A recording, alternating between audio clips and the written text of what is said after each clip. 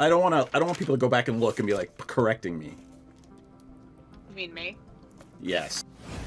So Muddy had 2 courses of study. She had her unofficial one, which was of course furthering the never-ending march of capitalism via illicit substances. And then the other one is she is doing a research internship in the labs. Okay. Trying to force evolution on pests. Is Maudie trying to amass an army of pests? She's not trying. Avoiding it. Basically, if anything goes wrong, is it really going wrong? Happy little accidents. Yeah. So theoretically, I could stick it in his butthole, but I'm trying not to sexually assault people. I'm gonna say I just rolled an 18. Like around the ankle. It takes teamwork makes the dream work. My dice are cursed. Like, that's just what this is. Hey, Madame, who's not supposed to vape in the house, is doing it on camera. Hear you. So Jasper is our roommate gets a danger cutie. That sounds pretty Danger radical. cutie. Oh my god, she's so precious. Hey Madi, are you guys just hanging out, or do you think you're gonna be best friendies? So I think, I mean, I don't mean to rush you. I don't want to rush things and all, but I would die for her. If you can do it extra better. So, I mean, I can grease this pole extra better, but... But no, I guess I'm just saying, you know what, you're right. Can you point out to me a doll that is comparable for, common conversation that has a butthole, but no, junk, gooch, taint, balls, vulva? Pom-pom-porine. Of course you know exactly what the fuck the answer is. Of course you do. It's because his pom-pom-porine is a Sanrio character, and quite literally, and I quote, his butthole is his cute spot. Same. Are you? Well, if anyone was gonna know, it was y'all motherfuckers. And shall we shall we go? Girl. Shall we go? Yes. Go now. And one of them will, as a favor to Dragomir, teleport you to and from Saltmarsh should you wish to go. And if you twerk, we twerk, they twerk. Could We not all have twerk. said it better. Is that Proverbs? Or do you want to cite? That's I think Pogo it's the Sticks Bible book 2. verse. And he probably has his badge on still, It's a Chippendales sheriff dance. Yes. Well, you could just use the badge to cover the naughty stuff. It's glasses, loincloth, badges, sporin. I don't know how big this badge is, but I think that's a tall order. I feel like Senzen should have a really big badge. Such a big badge. Welcome to our shit show, friends.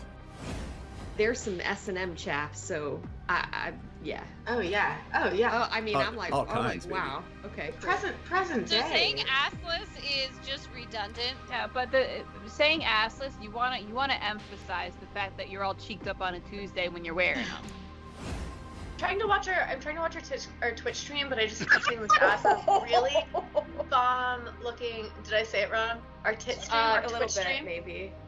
Well, you know what? When it comes to me, this is the exception. So get on my level. Second of all I keep seeing is this bomb ass chicken sandwich ad that looks so good, and I want to eat it. The magic lube is made in the swamp, and it's normally pure and holy or whatever, but occasionally when somebody gets murdered. You're alive. Yes, it would. Would it? because mine's not working yet. There we go. Now my mic's working. Fantastic. All right, cool. Here we are. Check. Check. All right. Check. Good to see everybody.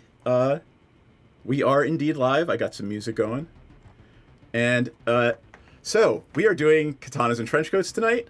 One of the developers is sitting right over there.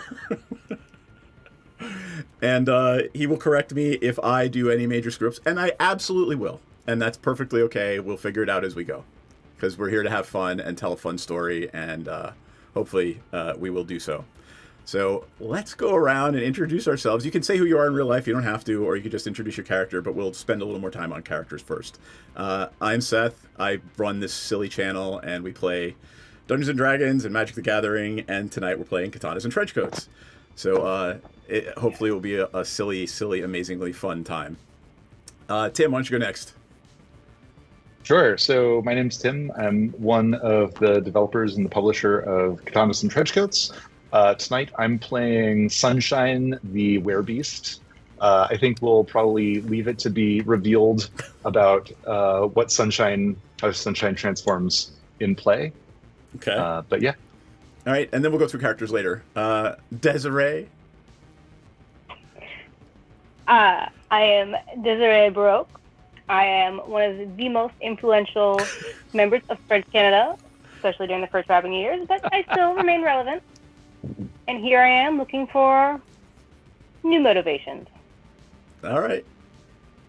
Mike, And Mr. Car Wizard? I am playing Ash Dampier, Techno Bushido of the New Hampshire Techno Bushidos, a rich scion of the booming zirconium mining industry who ran afoul of his family when he wore Doc Martens instead of Sperry's on the family's techno yacht and was disowned. And so my entire life is devoted to mad genius in my underground lab. I am an underground vigilante with a chip on my shoulder and, God willing, and if those monkeys stop fucking dying, in my brain eventually as well, I'm going to cure cancer, I'm going to save the world, and I'm all going to do it with panache. Excellent. I don't know what to say to that other than right below you on the screen is your techno car. Do you want to describe your techno car for us? Why, yes, I would love it. It is pronounced the Techno Coupe. Of course it is. It is made out of the same material as the stealth bomber to avoid detection. It is completely chromed out so that everyone can see it. It's got 4 independent electric motors driving it, plus it is also turbocharged and has a nitrous oxide injector. It has machine guns. It has flamethrowers. It has tunnel boring drills and adaptive driverless cruise control that works about 30% of the time. When the VTEC kicks in, you know your number is up. I love it. All right, let's talk a little bit about how... Oh, I'm going to do the intro. You ready? So I came up with this because it's silly and ridiculous, and I'm going to read it out loud in a very dramatic fashion, and then we're going to talk about how it works in game. So, in 1988, a group of unrelated loners were sent to prison for a crime they didn't commit. These loners joined forces and promptly escaped from a maximum security stockade to the Vancouver Underground. Still wanted by the government and shadowy, ominous forces, they survive as soldiers of fortune. If you have a problem, if no one else can help, and if you can find them, maybe you can hire the B team. So there you go. Yes, you guys So it took us about 2 years to get out of prison because we're in the 90s, right? Yeah. Mm-hmm. Well, you didn't meet each other. So let's find out how you guys met each other in prison. So I would like to go around and find out what people were imprisoned for. Sunshine, what were you imprisoned for? Oh man, so I ran afoul of some cops when I was doing, like, I do a lot of work with homeless youth, and you know what, like, I think that the cops just don't like that, and I ran into a handful of just miscellaneous troubles and some trumped up charges, honestly. All right. What is Sunshine's social status? Like, very coming from a very poor family? No, Sunshine does okay. Like, kind of middle of the road. Just it's a space that they care about. Okay. All right. And why was Desiree imprisoned? There was a misunderstanding. I have been here longer than this quote unquote government, and thus I should not have to pay taxes on my money.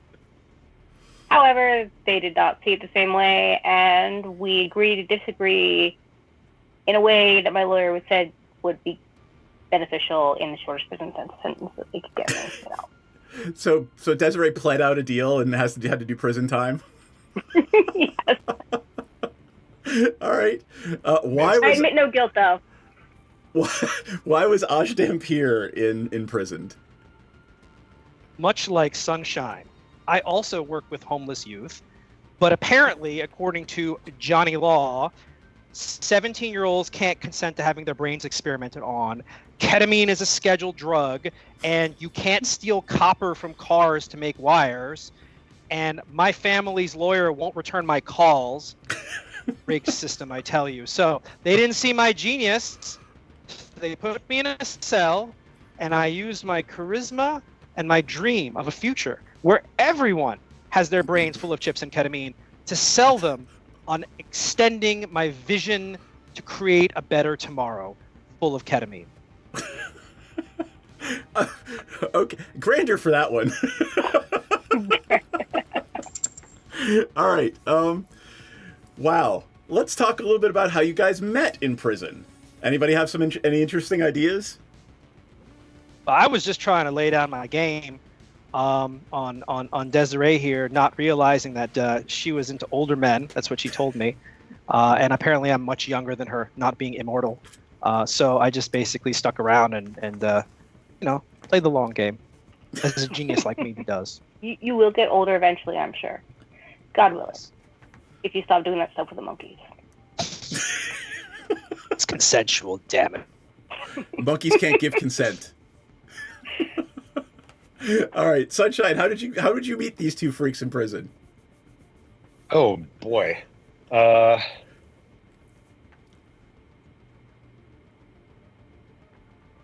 Wow, that's actually a tough one. Probably I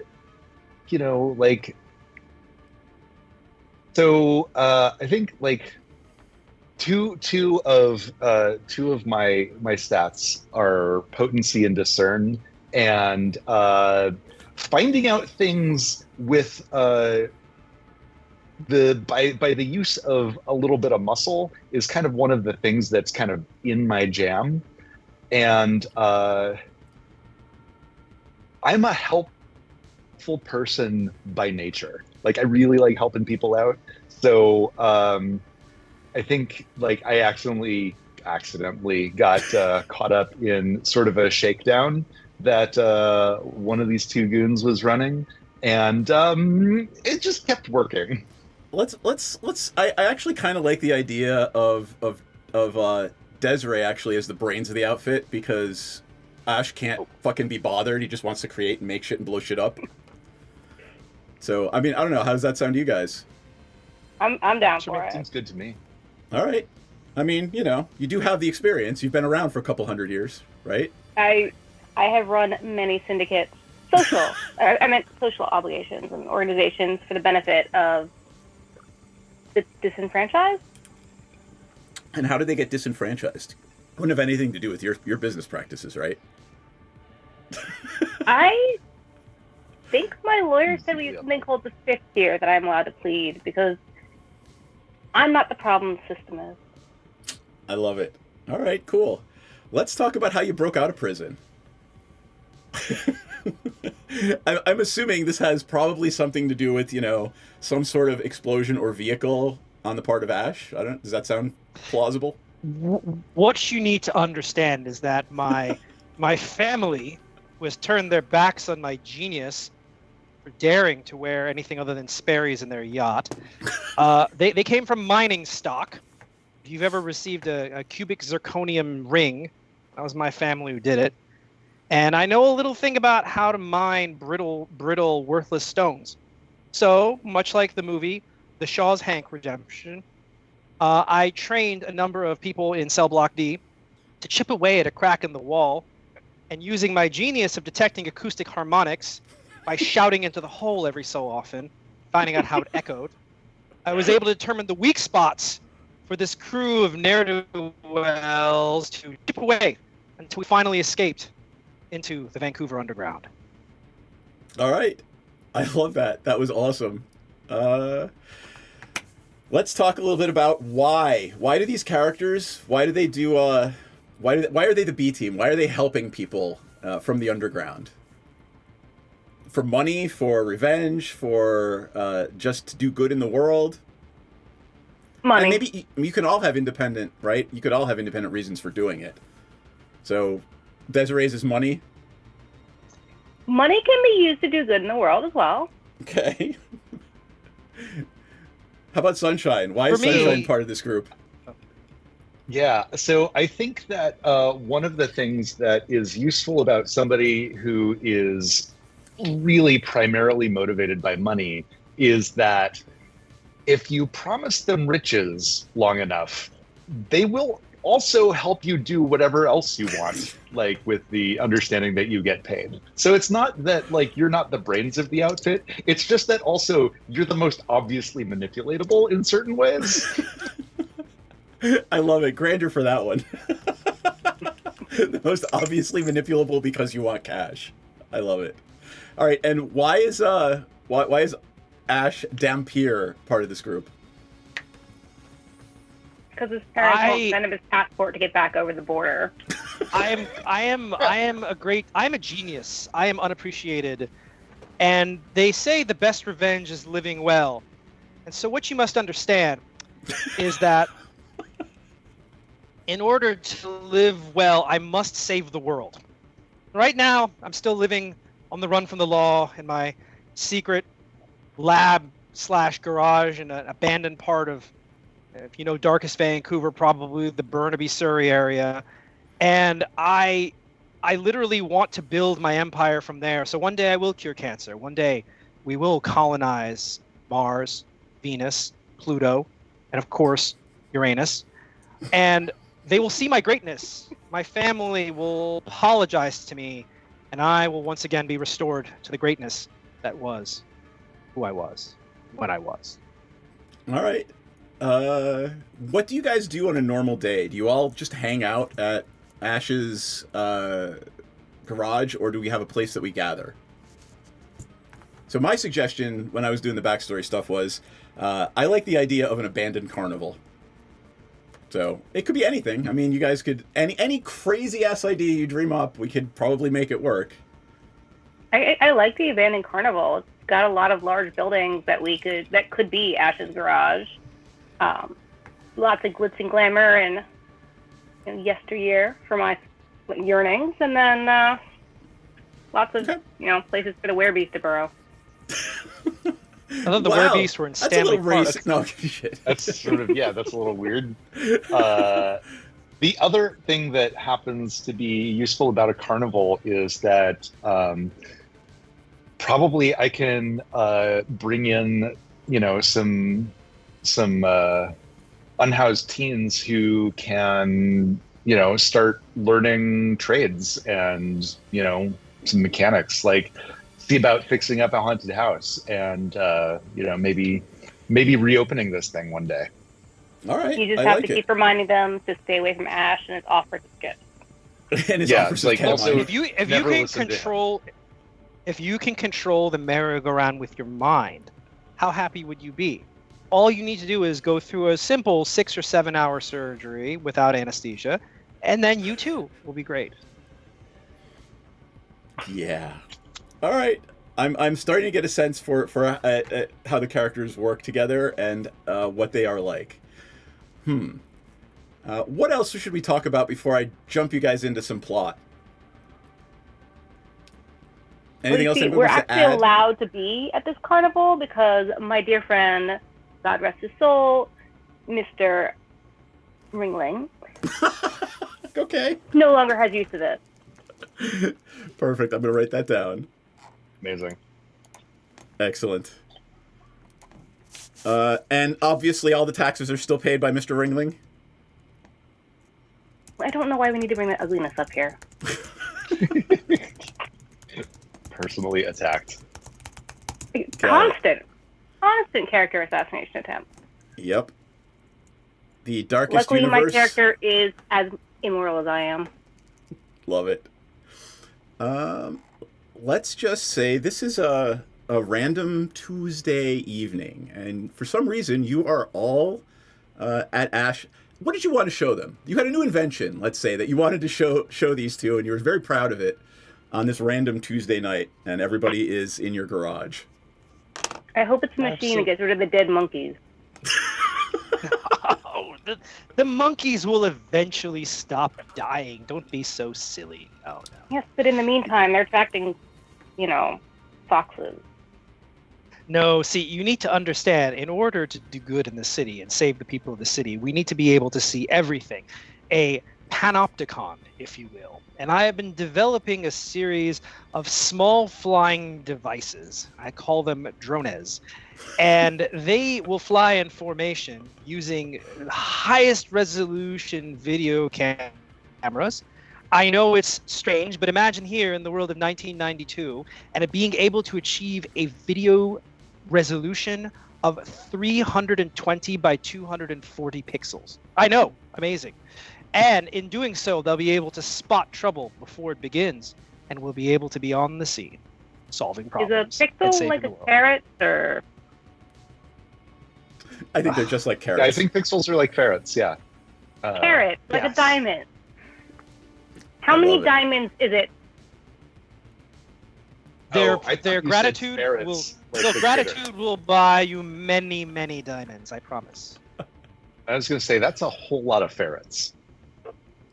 No, I mean, look, monkeys, ferrets, at this point, whatever rotting carcasses in the corner really are starting to turn off the ambiance of this place. As you're talking about rotting ambiance, Ash, you have a little separate, what did they have in the 90s? A Palm Pilot.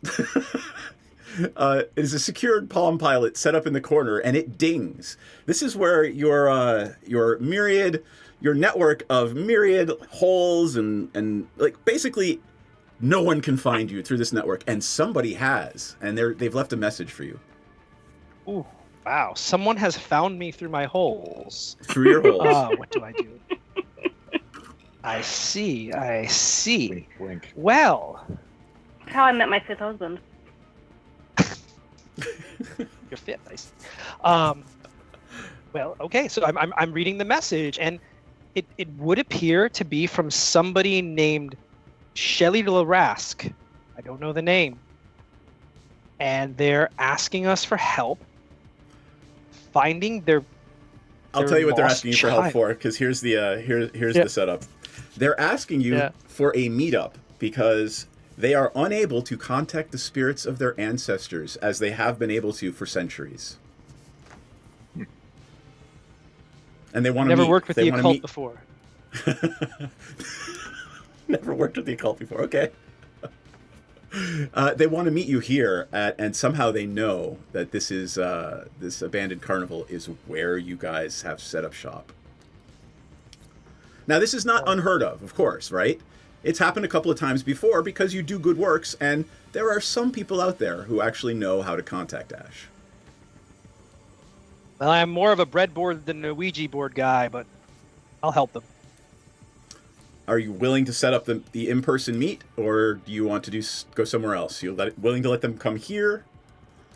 We should go to neutral territory. Yeah, it's so gauche to have to be squatting somewhere and invite more people there. It's rude to bring guests over when you're a guest. Where would you like to have the meeting? I would like to meet at the shores of the English Bay at dawn the next day. Fine by me. Huh. All right. Seems good. Anything you guys want to do tonight before we pass the night and have a dawn meeting with someone? Ketamine. Can I have him lose grandeur for that one? No. Can we look into who this mysterious contact is? What did you say the name was? I'm going to write that down because I had a different name here, but I will use yours since you made it up. Was it Shelley Larask? Yes. Yep, there we go. I got it. Right, I'm gonna move forward to the dawn meeting. How are you getting there? Are you all piling into Ash's car, or? Badly, yes. Must we? It I has mean, heated no, but seats. we'll get there quicker. Fine. Just don't let him turn on Into the techno autopilot. coupe. All right.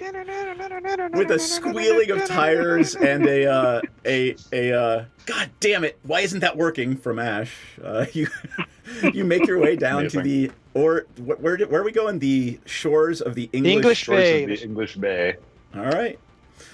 The sun is just cresting the horizon as you arrive, and there is a lone figure standing out on the beach, staring out to sea very dramatically. They look like they conceal a secret. I think I should make the approach, mostly because Ash still smells like monkeys, and I am, of course, the lead of this operation. So I approach and confirm that they are Shelley. It is a woman. She turns around and says, "I assume you're the B team?" But of course. Wonderful. We have a problem. Are you okay to discuss this out here in the open, or would you rather go somewhere more private? I mean, you know, there are things flying around that could capture our images at up to 320 pixels per inch. Once again, I don't know what a pixel is, darling. I mean, it's this type of diamond. If you want some more privacy, we have a vehicle. My mother told me never to get in vehicles with strange people. We're not strangers. You contacted us. Probably a good idea, actually. Yeah. Yeah. Why don't we stay here on the beach then? I feel more comfortable. But I would like to hire you for a job. Is that something you guys still do? Yes. Of course. Definitely is. I mean, we can pay, not a lot, but we can pay. We have a sliding scale available. Why don't you go ahead and describe the nature of your emergency, and then we'll figure out pricing on the back end. Excellent. I am part of a long and storied group of wereslugs. And we have a tradition of contacting our ancestors on the equinoxes. And for the last 8 months or so, through the fall and spring equinox, we have been unable... Sorry, equinoxes are fall and spring, and the other ones are whatever. Anyway, for the last 8 months, we've been unable to contact our ancestors, and we've been able to do this for hundreds of years. Oh, I have a magically delivered pizza. Magic. Yay, thank you, dear. From off screen. And we need someone to figure out why this is the case, what's going on, and if there is someone or something behind it. Well, my loop guru friend here definitely has a soft spot for were folk. I'm sure there's a tax write-off in it, so we are interested in taking the job.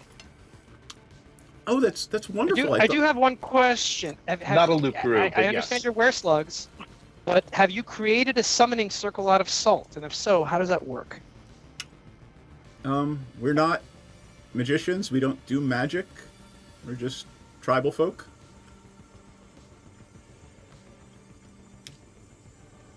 I hear if you what kind of car is that over there? It's my understanding that if you put a circle of salt around it, it won't be able to move. I will have you know that the Thanks for the Techno result. Coupe can fly Oh, it can. on short distances, Can it, though? 3 to 4 feet.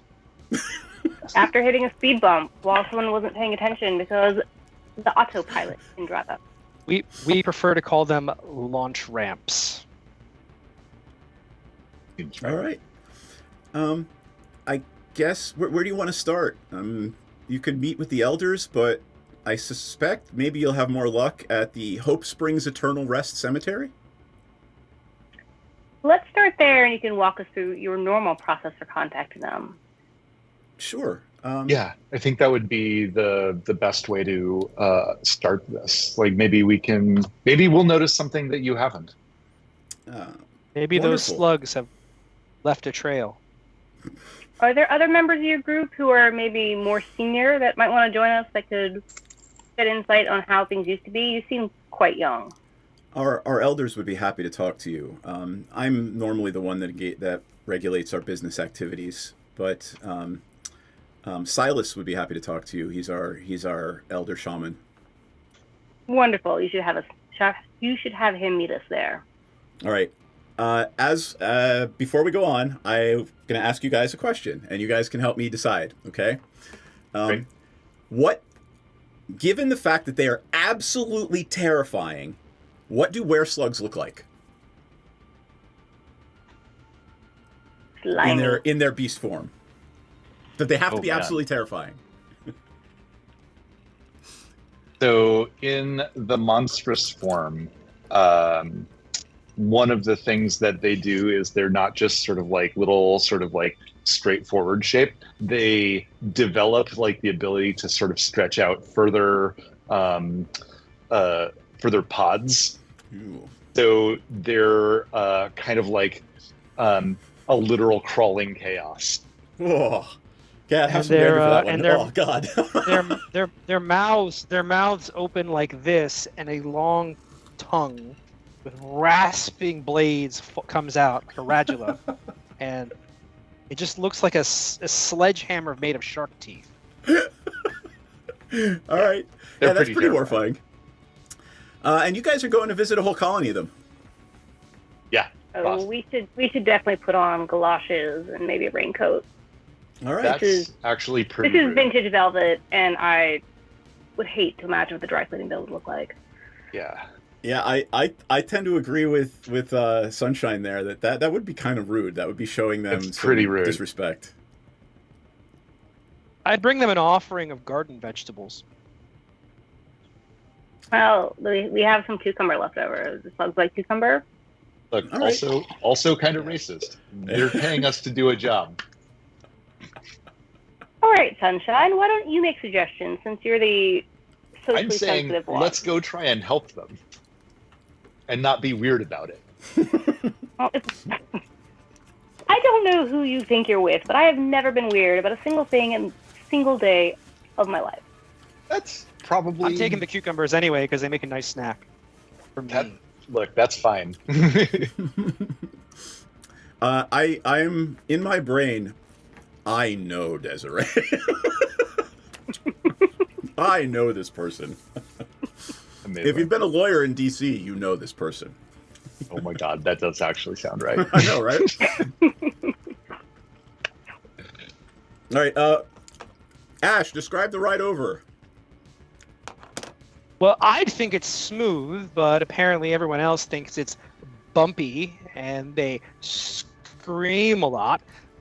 However, it is very, very fast, weaving in and out of traffic, cutting off buses, making sure that we get to our destination as quickly as possible while blasting the best possible glam metal available. So, Well, I cannot die. I do not understand why you cut out all the seatbelts.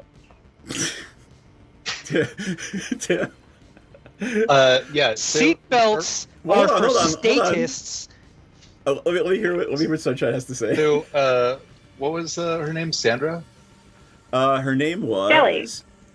I'm the Shelley. rude one, but at least I can remember our client's Shelley name. Her name Larass. was Shelley. Yeah. So I would love to, like, Shelley's riding with us, right? To like Yeah. go see the elders. Yep. Great. I want to engage Shelley in conversation and try and pull out a little bit more of like what might have changed. And I'm thinking that this is something like a cunning and discern kind of role. So you're paying attention to her very, very closely, looking at body language. You know, is she sweating? Yeah. Is she twitching her eyes when she answers a question? Yeah, things like that. All right. I'm going to say that's a 6. That's pretty easy. Okay. All right, let me roll a 6. All right. I'm gonna start with 5 dice from my cunning and my discern. Hits are 7 or 6. Hits are 7 and better. Okay. So I've got 2 None successes. of this is in my ambit. Yeah, I've only got 2 successes, so. Okay. I have 110, but that explodes, so we'll see what happens. That's also 2 successes, which All right, is... so it's a messy success. Messy success. You get the sense that you're showing so much interest in Shelly that she thinks you're coming on to her. Oh dear. I'm very friendly. In like that 100% makes sense in character. I'm really friendly. I've got sort of like the style that's coming out of the late 80s, like got the button down shirt that's open down to here, and like the sort of like well-tuned chest hair. So is it orange this in this actually form? Huh? Is it orange in human form? Oh yeah, absolutely.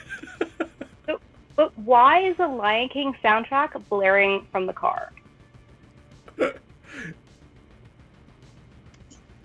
It helps Really get awkward. me into the mood to solve problems. True genius knows nor bound.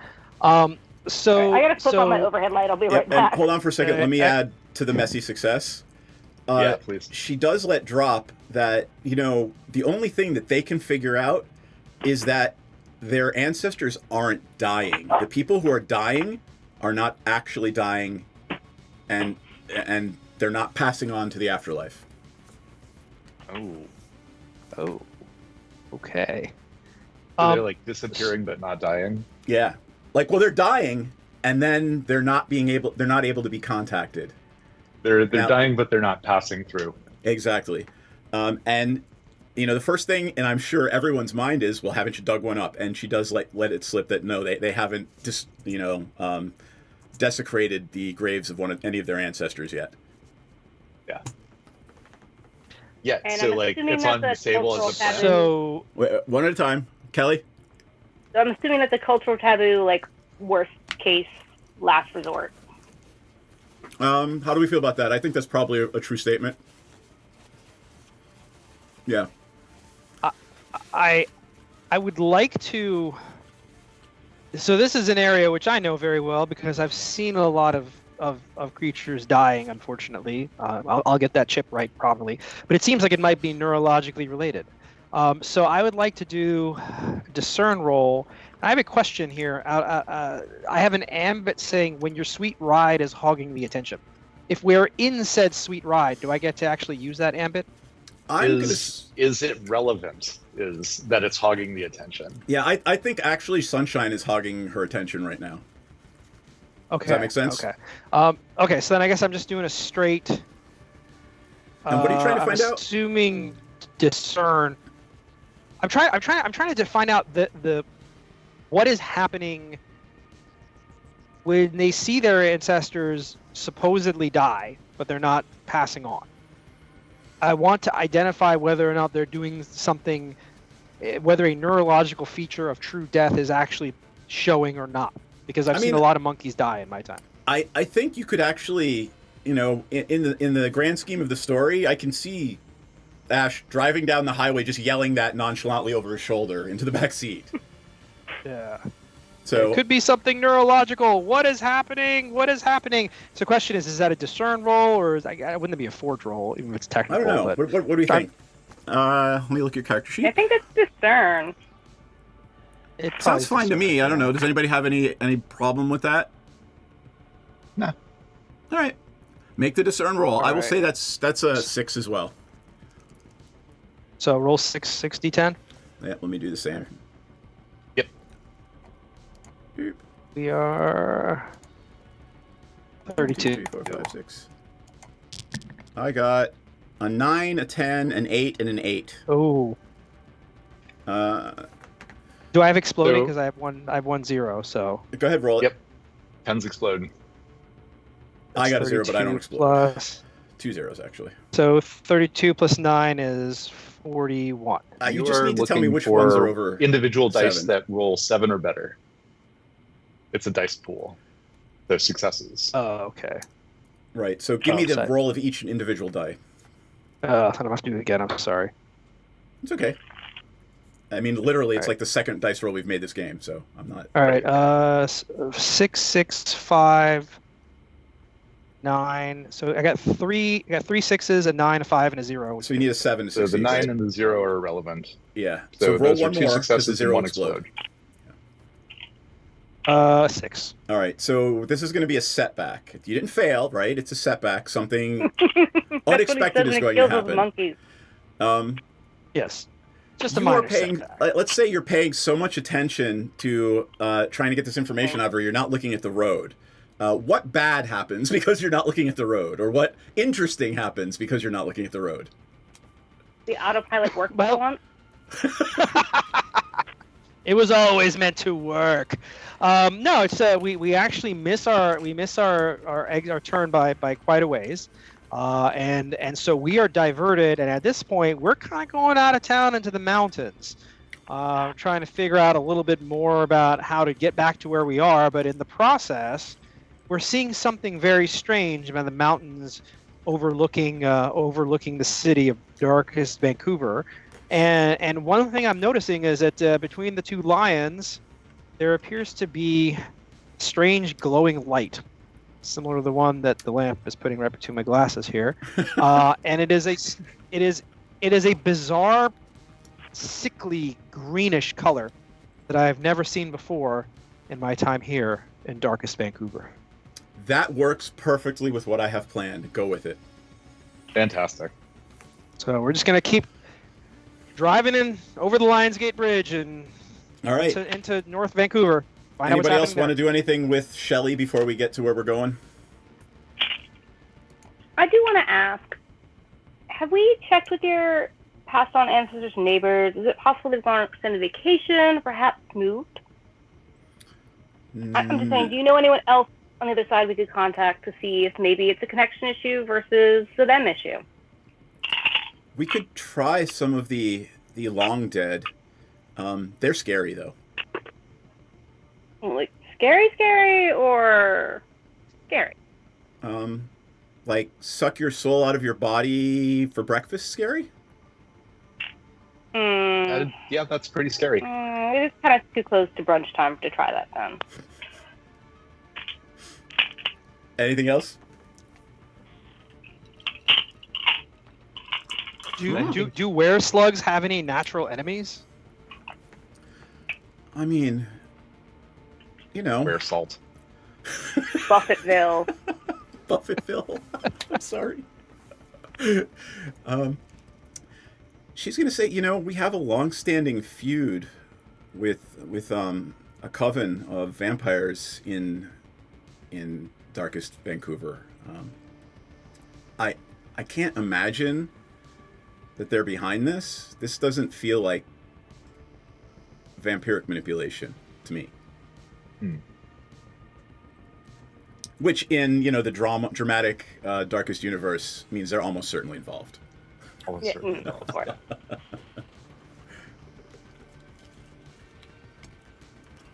All right, let me finish this bite, and then we will arrive at the compound. It is a they live in a functioning high-end dude ranch for rich idiots out of New York and LA. Did you say dude ranch for idiots? For rich idiots from New York and LA who want to come and have the dude ranch idiots. experience. Check. This reminds me of a place I went to when I was younger. They taught me how to ride a horse and lasso a cow, and you know, it was good times. Good times. I felt like a real man after that. I'm I went pretty back sure I to met my home, bounced. Good, Kelly. I'm pretty sure I met the director of this at a fundraising event several summers ago. Before you went to prison. Once again, why must we bring out that ugliness? It's behind us now. But yes, back when I had money to give at fundraisers. All right. Ash brings the car to a halt, and you all get out of the car, and you're hit by the smell of, you know, horses and cows and cow flop and manure, and all off in the distance, somebody's making barbecue. It is all those things that you would expect to see at Dude Ranch for rich idiots. Amazing. Barbecue horse, my favorite. Well, I think we can't make any decisions before introducing ourselves and trying some of this delicious barbecued horse. Why don't we go find out a little bit more about this? After all, we're not rich and we're not idiots, but we'd like to. She rolls her eyes at that one. I think we should go meet the director. I mean, after all, I am a former donor, and he should be willing to talk to us. All right. Shelly brings you back, through the big, huge lodge. You walk all the way through. There's, tables all laid out. People in ridiculous designer cowboy boots and ridiculous, $500 cowboy hats are sitting around talking about, oh, yes, this was such a lovely experience. We'll have to bring the wife next time. And takes you through the entire public-facing portion of the ranch and back into the kitchen, where there is an elderly man sitting behind, basically frying up some steaks. And she introduces him as Elder Silas. And he looks up from his give me 5 minutes, go on, sit out there. Anybody want a steak? I'll take a steak. Excellent. A steak of what? Is this a cow? Is this a horse? Is this a wereslug, perhaps? What? Why would I eat my family? What the hell's wrong with you? I'm just checking. Okay, It was a Shelly, joke. who the hell are these people? And she explains that, these are the people that we reached out to try to help with their issue. He just shakes his head and says, just go on, have a seat, and I'll be out in a few minutes with your steak. Which is beef, by the way. Thank you. Anything you want to do before he comes out with some steak? I think it for me at least, and I recommend for everyone else, maybe do a little discern roll to see if we notice anything out of the ordinary among the day-to-day operations. All right. Anybody want to do this? Yeah, so I have the Edge Ombric Sense, which gives me the ability to smell souls. Okay. And I'm interested in just sort of kind of sniffing around and seeing. Tell me about the souls you can smell. Like just any soul, or the souls of living people, or. Yeah, so I don't understand what your foot fetish has to do about this. Oh my god. That's that's not the word that I was using. But it's fine. So yeah, the easiest way for this to manifest is kind of like with sort of the recently released. Okay. So like that's sort of where I feel like I notice it the strongest. So I don't exactly spend a lot of time around hospitals because it's overwhelming at times. Okay. But if there's stuff that's sort of like stuck here, that might be a good place to find things. You're going to have to remind me of the rules. Is this something that I would just tell you, or do you need to make a roll for this? I probably want to make a roll for this. All right. I'm going to say your difficulty is 5 on this one. 5 on this. Okay. So I'm going to take a big deep breath, and I'm going to just like sort of hand this. So I'm going to say this is, I think this might be a potency and discern, and I'm just going to risk being overwhelmed at this. Okay. Go out, take a big deep breath. I only got 1 success, so. All right. I have 2.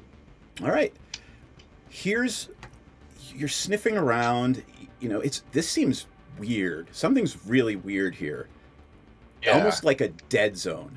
Like nothing has died here. Like there's nothing recently lingering. It actually feels strangely peaceful. Like, yeah, no, that's like, it's the kind of peaceful that like implies stasis and not natural. I think that's a fair assumption. Yeah. Yeah. Can we ask Shelly if they've recently moved here, if it's like a new location for them, or if they've been here a while? I don't even think you need to ask. You look around. It looks like it's been here a long time, and you would know, right? You donated, so I was drinking a lot at that event. If I remember correctly. You recall now. Yes, they have actually been here. Wow, several decades actually, and quite frankly, as far as you can remember, this may actually be their ancestral lands. Delightful. I love to see one continue to use their estate. Ding. That was awesome. It sounded like order up. All right. Soon enough, Silas comes out and hands anyone who wants a steak some steak and says, dig in and tell me about your credentials. Silas Darling, and we've actually met before. I believe it was 86, maybe? You had a fundraiser here. You were trying to get the rodeo arena repaved or returfed. And we had a long chat about that. I'm sorry, I'm just picturing repaving the Dude Ranch. Go ahead. Well, the golf carts, of course, you don't want to be bumpy. That's bad. He eventually says he remembers you, and he says, "Didn't you have some legal troubles a while back?" There were some misunderstandings between me and the government of Canada. Much like you, I have an ancestral home that predates the current administration, and they do not recognize that because of things, birth certificates. It's a bunch of ugliness, and it was all just paperwork misunderstanding. However, my lawyer said it was more advisable that I take a plea bargain. But we don't need to talk about that. That's not really what we're here about. We're here to help you, not talk about that ugliness. Yeah, so we hear you're having trouble reaching your ancestor. Indeed. We can reach the elders, not that we really want to, but anyone who's passed in the last several years, particularly in the last 6 months, we've been trying regularly. We cannot reach. And we've resisted desecrating their graves. Bad things normally happen to werefolk who desecrate other werefolk's graves. You said you can talk to the elders, though. The elders have any idea what's going on? We can. We haven't. They're, what is it you kids say? Fucking scary. Well, darling, the way I see it, we have two options. Either we get non-werefolk to do some literal digging, or we risk talking to the old ones. I'm gonna. This is up to you guys. You guys figure out where you want to go with this. All right, team. Huddle. Yeah. So, okay. So, here's a thing that I think we should all be aware of going into this, is that it doesn't smell like an environment here. So, I kind of have the ability to smell souls, and it doesn't smell like anything has actually died here, right? Like normal environments like this, especially like a ranch or anything out in the woods, there's a cycle of life, right? There's a lot of like replenishment and birth and death and like that kind of thing, right? Like rotten decomposition, all of that good stuff. And it's kind of like a terrarium in here. Like, I don't think anything has actually died. Not really. Curious. Yeah. Which would explain why they haven't been able to reach anybody. I think that's a fair assumption. I think we need to figure out why it suddenly smells so clean. Yep. Silas is just sitting there, you know, letting you guys have your conversation, just eating a steak. Shelly's looking at you expectantly and waiting for you to figure out what you want to do.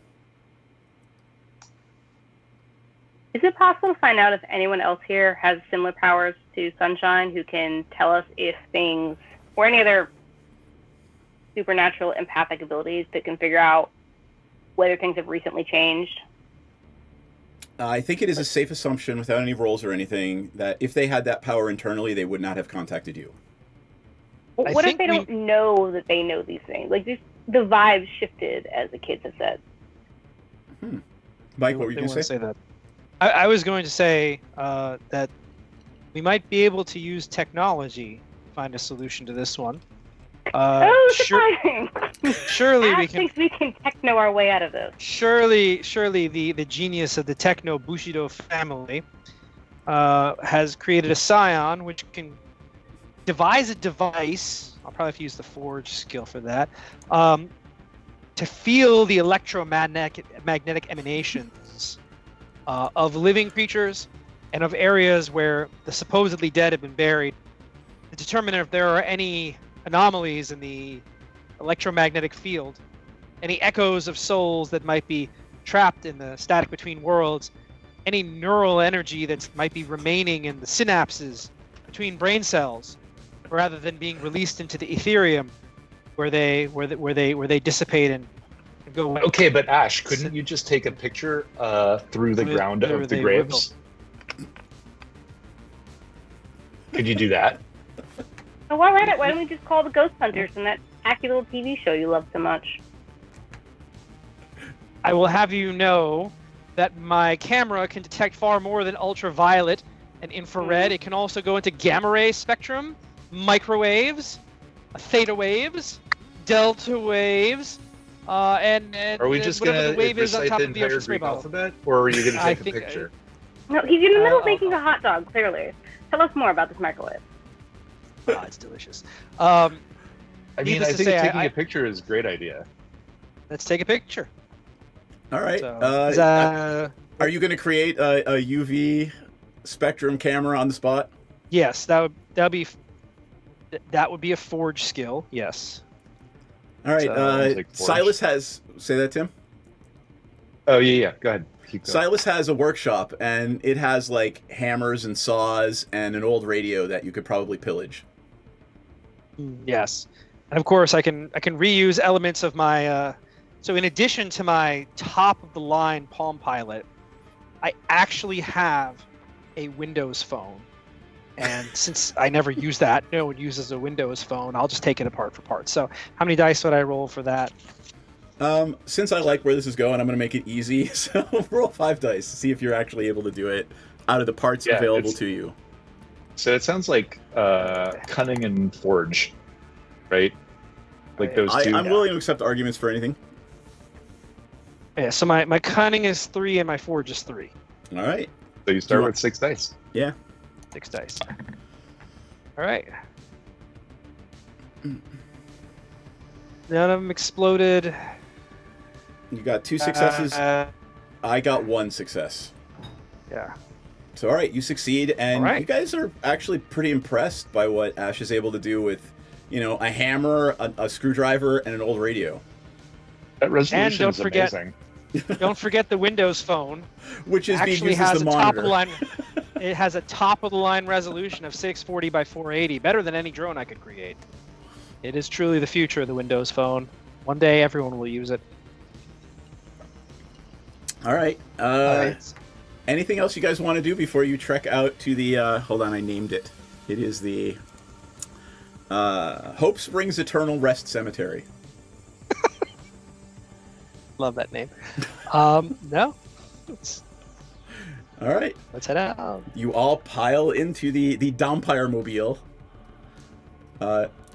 It's the Techno Coupe. The Techno French. Coupe. And you drive on out to the Hope Springs Eternal Rest Cemetery. It's about lunchtime by now. It's high noonish when you arrive. And this, by the way, we had steak.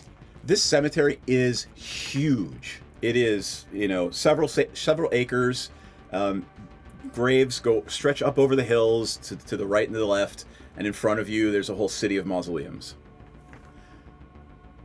And Shelley tells you that there in the northwest corner of the graveyard we have a special plot for our family.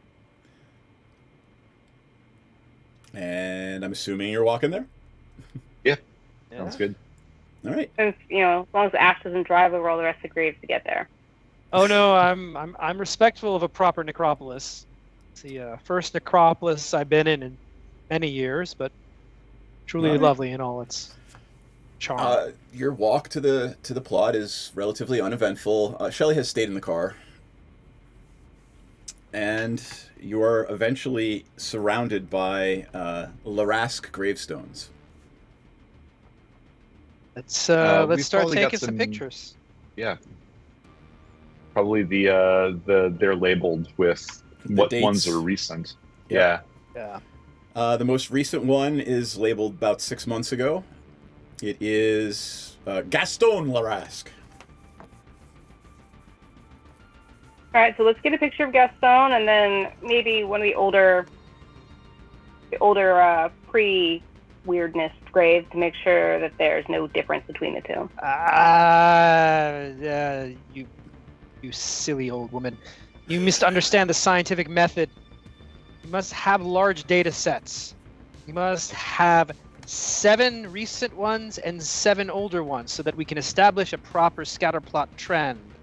She'll put it on the whiteboard in the back of the Techno Coupe. As you're run waxing regression about analysis. this, go ahead. Ash, the only scatterplot here is you. And in the midst of this, Ash, you stop up short because the picture of Gaston's 6 feet under a coffin does not show any remains in the coffin. Well, it would appear, while discussing scatterplot analysis, that something else has scattered from this plot. Take grandeur for that. Yep. I was going to if you weren't. That's good. Was not expecting that. Yeah. So there are no remains here at all. And we must ask Shelley if they. Kelly, go ahead. Does that camera of yours, would it be able to tell us if there are tunnels or something else digging in from the underground to feel, or is that just going to tell us? I approve of this. You can make that modification.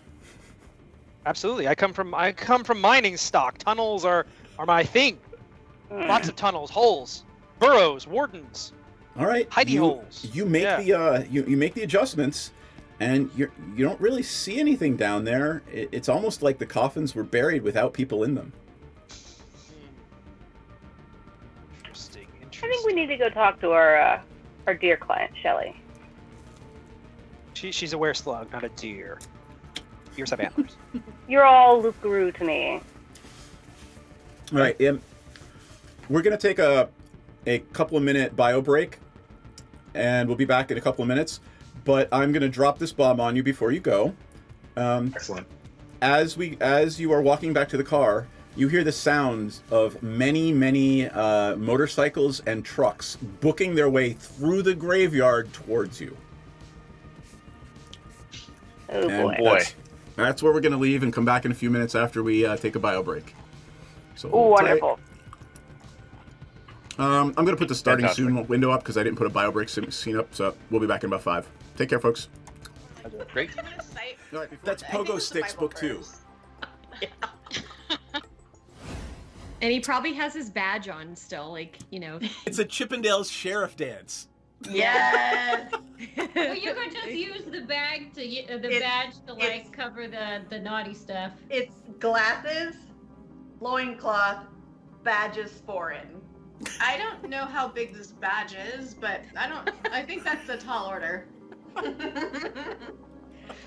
I feel like Senzen should have a really big badge. Such a big badge. Welcome to our shit show, friends. There's some S&M chaff, so yeah. Oh yeah. Oh yeah. Oh, I mean, I'm like, all kinds, wow. Okay. Present So day. saying assless is just redundant. Yeah, but saying assless, you want to emphasize the fact that you're all cheeked up on a Tuesday when you're wearing them. I'm trying to watch our Twitch stream, but I just keep seeing this ass really bomb looking. Did I say it wrong? Our tit stream, our a little Twitch bit, stream. maybe. You know what? When it comes to me, this is the exception. So get on my level. Second of all I keep seeing is this bomb ass chicken sandwich ad that looks so good, and I want to eat it. The magic lube is made in the swamp, and it's normally like pure and holy or whatever, but occasionally when somebody gets murdered in there, it turns evil. Is it sticky? It's probably sticky. I mean, it's a little bit sticky. It came from a kid. Jam hands, man. I'm not. Look, I want to look at the book, but I don't want to touch it until we can wipe off the most I'm gonna likely press jam. digitize the jam and stickies off of it. But it is gorgeous. It's one of the most beautiful and moving things you've ever seen. Most people don't get to see a drow civilization. Well, that's beautiful and fascinating, but also kind of dangerous. Anybody else want to take a look before we start doing the dynamite thing? Can I stealth myself as well? Can I roll stealth? Just because why not? Well, I mean, you gotta do something. You can't just, hey, I'm stealthy, right? What are you trying to do stealthily? Just be super hot and stealthy. Like I want everybody to see how hot and stealthy I am. It's so stealthy of me. She keeps saying they're looking for a magic cock. She's already got Eric. I don't know what she's looking for. Like, babe, fucking come dance with who you came with. Dee Dee, are you hearing that correctly too? Yeah, I'm pretty sure they're saying cock. I want to say they mean conch, but I'm really not. I hope they mean conch, but like also they mean cock. I mean, that's mine too. I mean, to each their own, sure. But I guess they're looking for a magic one? Oh, it's definitely gotta be magic. You know, why look for one if it's not... I mean, either way, if it's a cock or a conch, why look for one if it's not magic, that is? Chat about how we can simultaneously take her out and convince Dryland to go into a back room with us for a private business meeting, which may or may not result in him tied up to a chair. It sounds I'm gonna give him a lap dance. That might be ultimately the plan, yes. We've had experiences where some of our clientele have gotten a little bit too handsy. So we've actually introduced a little bit of a fun experience where you surrender yourself to the Dragonborn and the Dragonborn surrenders something to you. So I'm going to just very gently, it's just playful. I'm just gonna just hold your wrists and your ankles down. You can tap out the safe word is Neverwinter, but it's just a little bit of a fun thing. I'm really sad the butthole collapsed. Never good when the butthole collapses. Do they have Alright. little chaps on? No, they are not precious. You get the squirrel now. They have little chaps I on. don't even know if they have asses. Probably Klaka of some kind. Asses are relative. Your magical physiologies professor could tell you. We will ask. Here? You pest of butts. Yeah, but where does the poop come from? I mean, it's got a something. Does it have enough of a cheek for it to be considered an ass? The cheek makes the ass. I don't have an answer. I mean, you could dissect one, I guess. Perhaps they're not all cheeked up on a Tuesday. Oh gosh, this little dude is Volo, and he wants to talk to you. You got some time? Hi, Bolo. You need some dicks? Like, I'm really ready for a meet cute with a romanticore. I feel like I've earned it. Oh boy. Ranza will kind of lean over to Dee Dee and say, we have a group of manticores up ahead. Well, yeah. I think the ranger wants to fuck one of them. Not one. I mean, not anyone. Not just anyone. Not one, all of them. Got it. I'm effing. All right. Highlander is at the very, very first episode of the TV show. For whatever reason, just in the middle of apropos of nothing, there was a thing about how the rice from Chinese food is digested quickly, and that's why you get hungry right after eating Chinese food all over again.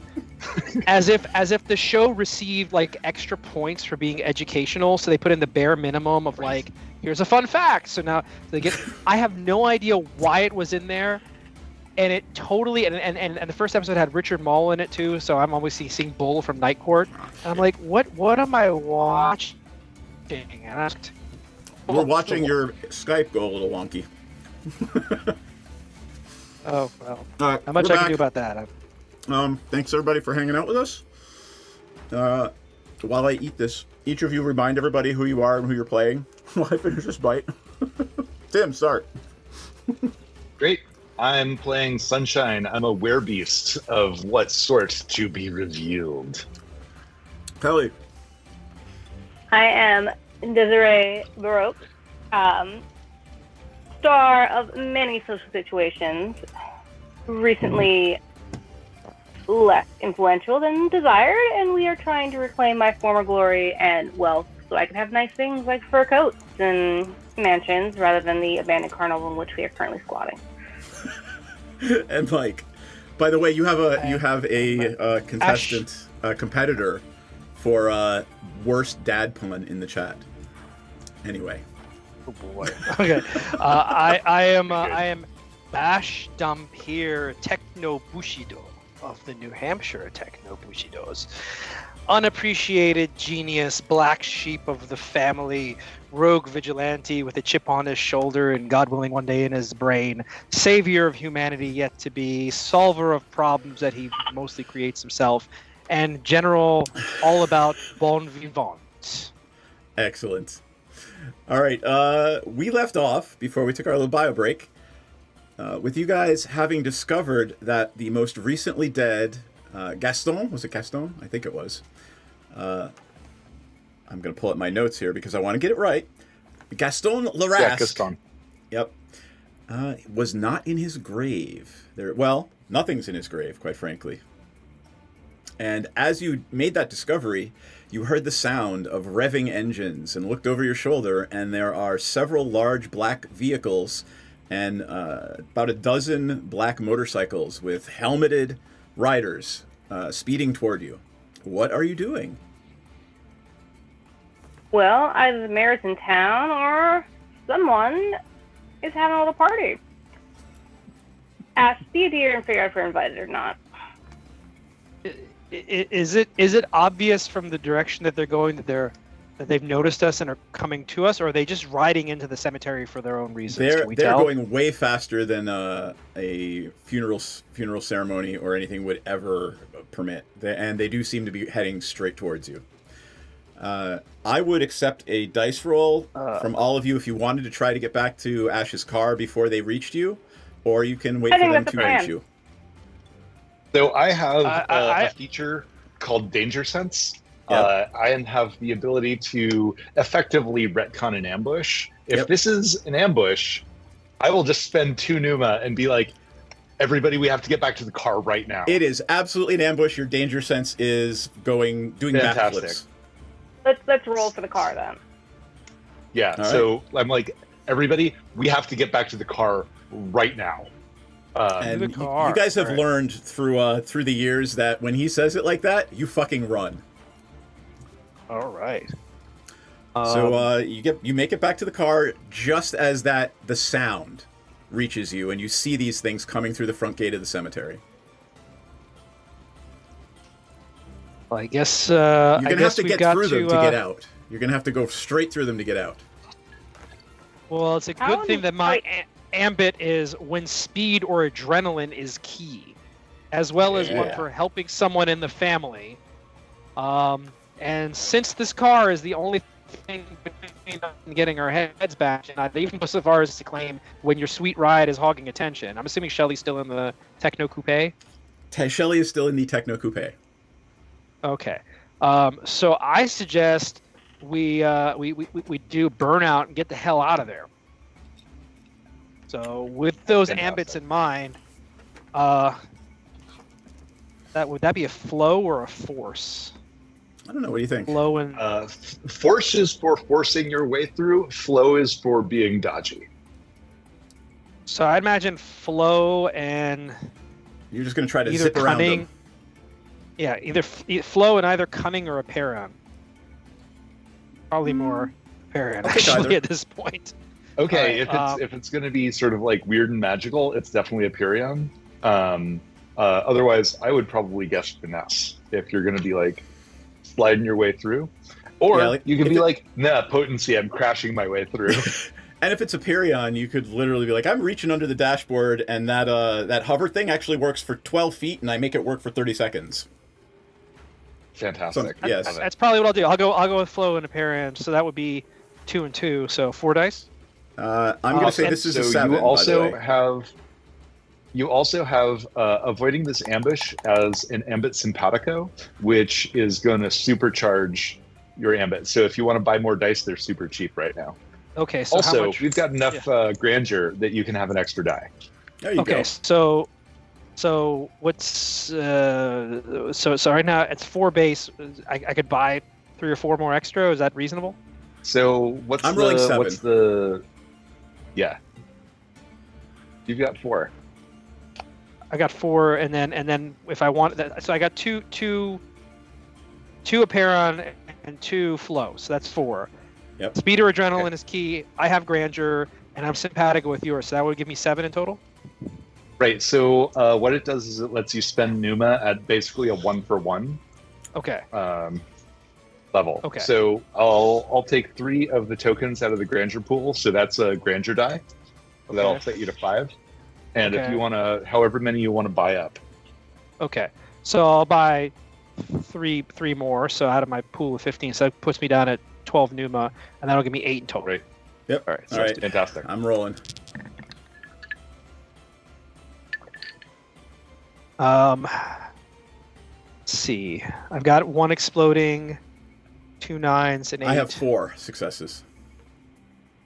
All right. So I've got at this point 3 and an exploding. Is that correct? Am I reading this right? Yeah. So 4 plus 1 more die. All right. And that exploded again, Yeah. Nice. and a 6. All right, so that's 4 successes? Yeah. All right, well, you beat me since I only had 3. Tell me And tell so me you exact... have what, 5? Yeah. You have 5 successes? Oh, right, 5 successes. What happens with 5? It's a dramatic success. Ooh. In a So flash of it's just genius... extra big. Yeah, I think in a flash of genius, you actually realize how to perfect the hover capability in your vehicle, and you can now, at will, make it hover 12 feet off the ground for 100 yards. Nice. And so I will do so, and in doing so, also bring up my shields, which have not worked up until this point. So ablative armor forms around the bottom of the undercarriage.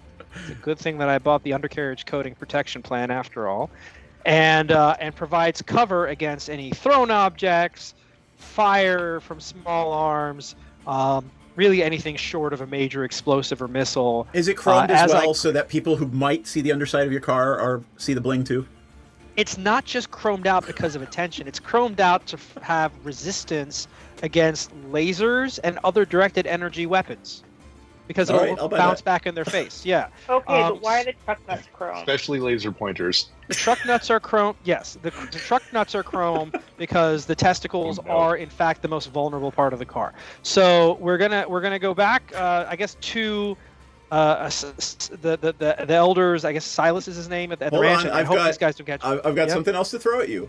While you manage to jump over the cars, the dozen or so, somewhere between 12 and 20 motorcycles are turning around and zipping right after you. How narrow are these roads? Like, are they single file? Absolutely single file. Like, these are cemetery roads. Let's say you're almost to the exit of the cemetery.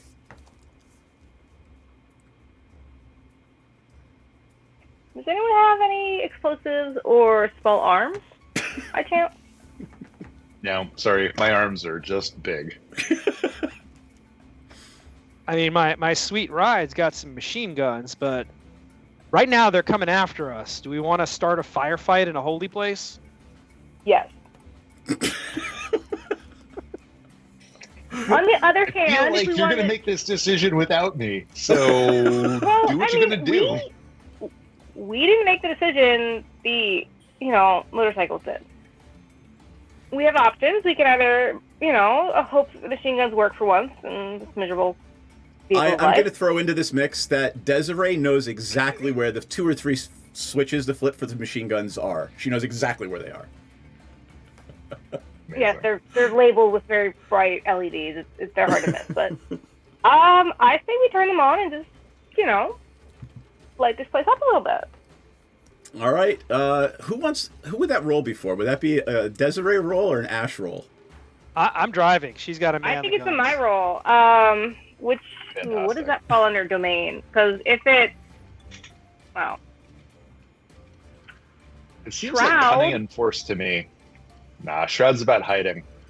This sounds like cunning and force. Okay, so luckily cunning I have 3. Okay. Force I have 1. All right. I'm going to say this one is a 7 because, you're trying to shoot at zippy motorcycles behind you. So 4. Roll 4 dice. Start with 4, Okay. and then you can buy more. You can buy more with Numa if you like. Yeah, I'm going to throw 1 more in. Before you do that, Tim, remind me, how do we get Numa back? So Numa is regained mostly of the time, Numa is regained at the end of an episode. Okay. So between episodes, we'll do that. Or you can take yourself an anguish to immediately regain 10 Numa, which is awesome. I mean, if I end up in a crash that attracts news attention in this awful rust bucket, I cannot think of anything more agonizing. That seems right. I mean, again, It's stainless spend it freely. steel. It does not rust. And yet it does. and still, I would say spend some Numa if you feel like it. I'm not. I absolutely You'll spend get Numa some back for, at the end of the episode. How much would it cost me to get 2 more dice? So if something is in your ambit, which I'm sort of like glancing at the Immortals ambits, are these worthy foes? These are, well... No, I'm going to say no. They're probably not because you don't even know who they are. It's for the Immortal to decide if Okay, they're all a right. worthy foe or not. Yeah, which is On one great hand, I because then do that gives hate you information. motorcycle henchmen. That's true. But on the other hand, they're, I am at a very delicate place in my influencing career right now, and they are absolutely jeopardizing that. So in this moment, they are my greatest threat and thus my greatest foe. All right. Oh, wow.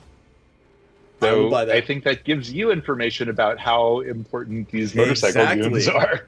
Exactly, it does. So this is definitely in your ambit. So Okay. each die costs 2 Numa. All right, I'm going to buy 2 more, which knocks me down to 11. Yep, sounds right. I can do math. I do math. I do You math. do for a not living. quite have another die worth of grandeur yet.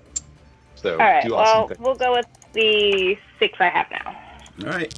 That said, I kind of love that this is a low point for you, and so these motorcycle goons are actually a really big threat.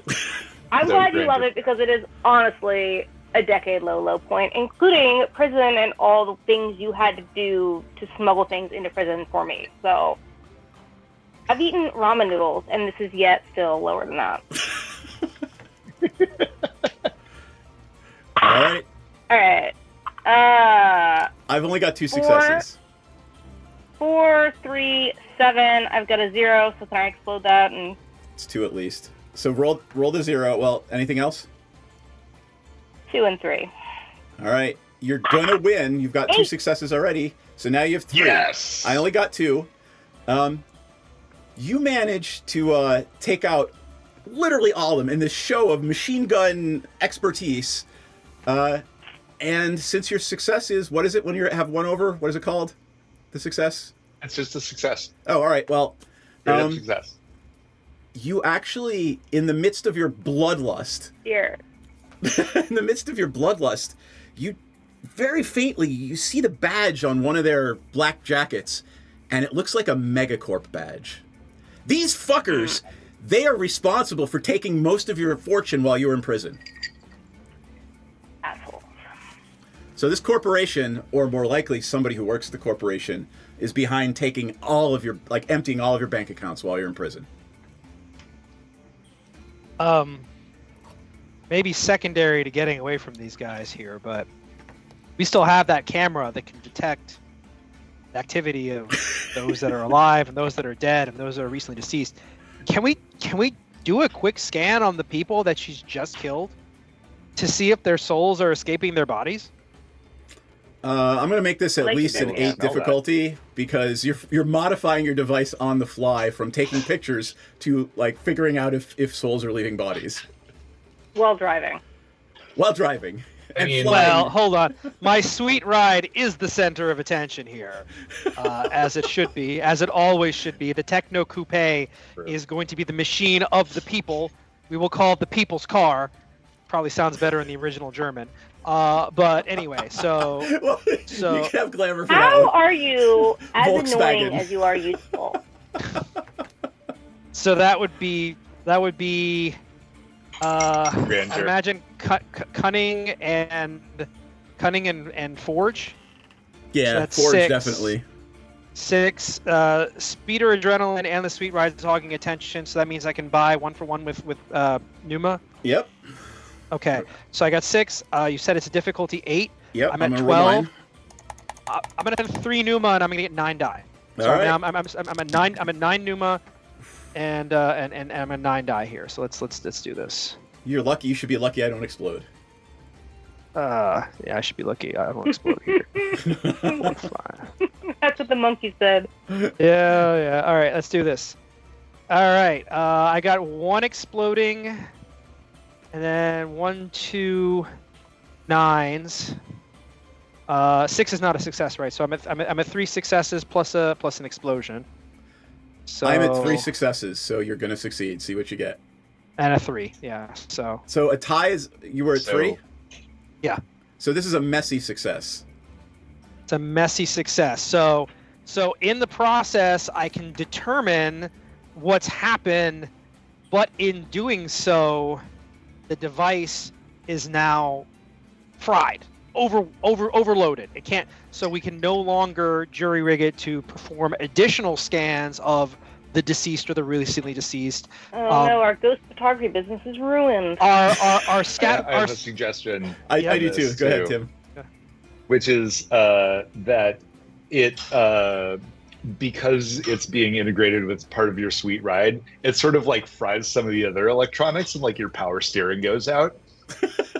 I like that. You know, the seat heaters, the power steering, the sunroof, the seat belts. These are all minor things that can be done away. The windshield wiper. I have one more thing to add to that, if you're cool with it.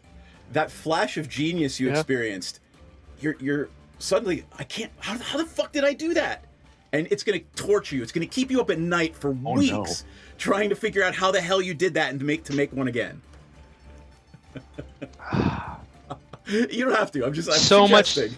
So much like all your ketamine will be genius required. is fleeting. Yes. All right. You have discovered on your way out of this graveyard that Megacorp is somehow gunning for you, and that the grave of the most recently deceased is empty. What are you doing? About the people that were chasing us? Did we find out if they are you going back? I mean, the trucks you hovered over them, but they're probably turning around to come after you. No. What I'm saying is, Desiree has gunned down an unspecified number of motorcyclists. Yep. To which I am now click looking at their what appear to be recently deceased corpses to determine whether or not they are actually ceasing neural and metaphysical activity, or whether their EM spectrums have remained steady and constant as if they never died at all. They appear to be no souls appear to be leaving their bodies. They do appear to have souls, and they are lying on the ground, for all intents and purposes, dead. So the souls are trapped in the body. Boy. And that might be why Sunshine can't sniff them. I think we need to contact someone with more soul experience. Perhaps my dear friend, Madame Cleo. Wait, you're friends Tell with us about- Madame Cleo? Is Yeah, tell that us how about you Madame lost Cleo. your fortune? Did you lose your fortune on No, spending it on I met her at a crawfish boil. It was very Did you just say Stranger. sausage boil? homey. Crawfish boil. Crawfish. I thought you said you met her in a sausage boil. Sorry. That's how No, they you're eat. confusing her and my fourth wife. Gotcha. All right. Tell us more about her. I want to know, what she does, what she's about. Oh, well, she's a famous psychic who psychically predicted the rise of telephone psychics and also has a wonderful call-in show / tarot card marketing infomercial. Really, if you've ever been awake past 2 a.m. watching the TV, then you've definitely seen her advising people on their love lives. Just really an all-around lovely woman, but also very, very good at contacting the dead and also understanding the natural transition and unnatural transitions of the soul to the afterlife. So an actual psychic masquerading as a fake psychic. Like straight up Miss Cleo from the infomercials, late night 90s. Yep, I got you. I TV. love that idea so much. The actual psychic masquerading as the fake psychic, and I'm gonna offer Yep. Granger for that. I'm good with that. All right, then she is, where's she located? Is she set up in like LA or is she here in town? Oh, definitely LA. We're gonna have to call her. All right. Luckily, I have an 800 number that goes straight to a phone bank that will get us her. All right. I will also offer up, you could take a lovely coastal drive down to LA. Nothing bad The could ever longer- possibly happen. The longer I'm in this car, the more I feel my soul decay. I will. Not in a supernatural way. I'm okay with that. Yes, my camera would detect it. Yes. Not anymore. It tries. Not anymore. Not anymore. All right. So, Shelly is, by the way, she's just shaking. You have this poor wereslug in the car with you, and you have just jumped over a bunch of like SUVs coming straight at you. Desiree has taken hold of the machine gun and gunned down a whole bunch of motorcyclists. She's a little distraught right now. Oh, darling, do you need a margarita? So, Shelley. Sorry, no margarita. Do you need a what do I have in my purse? A brandy? Would you like a brandy? I think it'll help settle you. So Shelly, yeah. So Gaston was not in the grave. What? What do you mean he wasn't in the grave? Yeah, we figured out how to take a picture through the ground, which sure, weird, not desecrating. A+ that side I appreciate of that. things. But yeah, there's no body in there. That's really troubling. I mean, what could have happened to the body? Did somebody steal him? The grave wasn't disturbed. So he wasn't in there when he was buried. Yeah, it didn't. Oh no. Yeah, Shelly, darling, I don't understand that part. That's really concerning. Shelly, darling, what happens once one of your friends asks? Does someone keep the body company? Sit Shiva, perhaps? Is there like an undertaker? Just walk me through what happens from, to in the ground. So we generally have a big party, bonfires, lots of drinking, and some of the other elders watch the body while it's being prepared for burial. I mean, we do get the mortal authorities Silas? involved. Obviously, we don't want to go to jail, so we do use undertakers Sure. and I mortuaries. don't. Why do you say go to jail like it's such a bad thing? It's actually a real character booster. Okay, if you say so.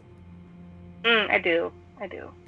Which elders were involved in sitting for Gaston? Silas and a few of his friends. Has he been sitting with all the recent bodies? I can't say all of them, but I mean, if you're implying that Silas is behind this, I can't even imagine that would be the case. It's not an implication. We're just trying to figure out what's going on. Well, I guess we go talk to Silas then. I mean, it was him and some of the other elders, and I don't know exactly who sat for who. I mean, I was busy getting drunk and late. Yes. That's what we do at Were Slug funerals. You have better wits than I'm used to. Well, you're invited to the next one. Done and done. And look at that! Another stray litter appears on our doorstep. In Metaspace, now I'm definitely hitting on Shelly. All right. Okay. We'll run with that. Yeah, that's great. I mean, so Desiree's cleaning off the machine gun handles. You know, can't have any fingerprints on those because, you know, who knows what might happen, and you don't want to go back to prison. I have learned about the chain of evidence now, and we will not make that. And Ash is driving, so that leaves you free in the back seat to put the moves on Shelly. Yeah. I'm gonna throw you a pack of wet wipes to wipe down the seats afterwards, because God knows this car cannot go through a car wash. I mean, I don't think we're gonna do anything. You have to switch it into car wash mode, which is an additional $3,000 a month subscription. Okay. Genius will not be disputed by petty immortals like you. In my day, we bought a thing and we owned it. And thing has broader implications we're not going to discuss right now. The point being, what is this subscription? Yeah, do it. Do it. Keep going. That's really good. It's really good. If meta here for a second, if you guys knew the person she was basing this off of, you would understand perfectly. Oh, that's funny. So, all right. I I'd already actually be love immortal it, though. So it's Yeah. fine. All right, I'm here for the ride. You guys tell me what's going on now on your way back. Anything else before you arrive back at the Dude Ranch for Rich Idiots? That's its real name now. It's actually called the DRFRI. DRFRI. It's the DRFRI Ranch.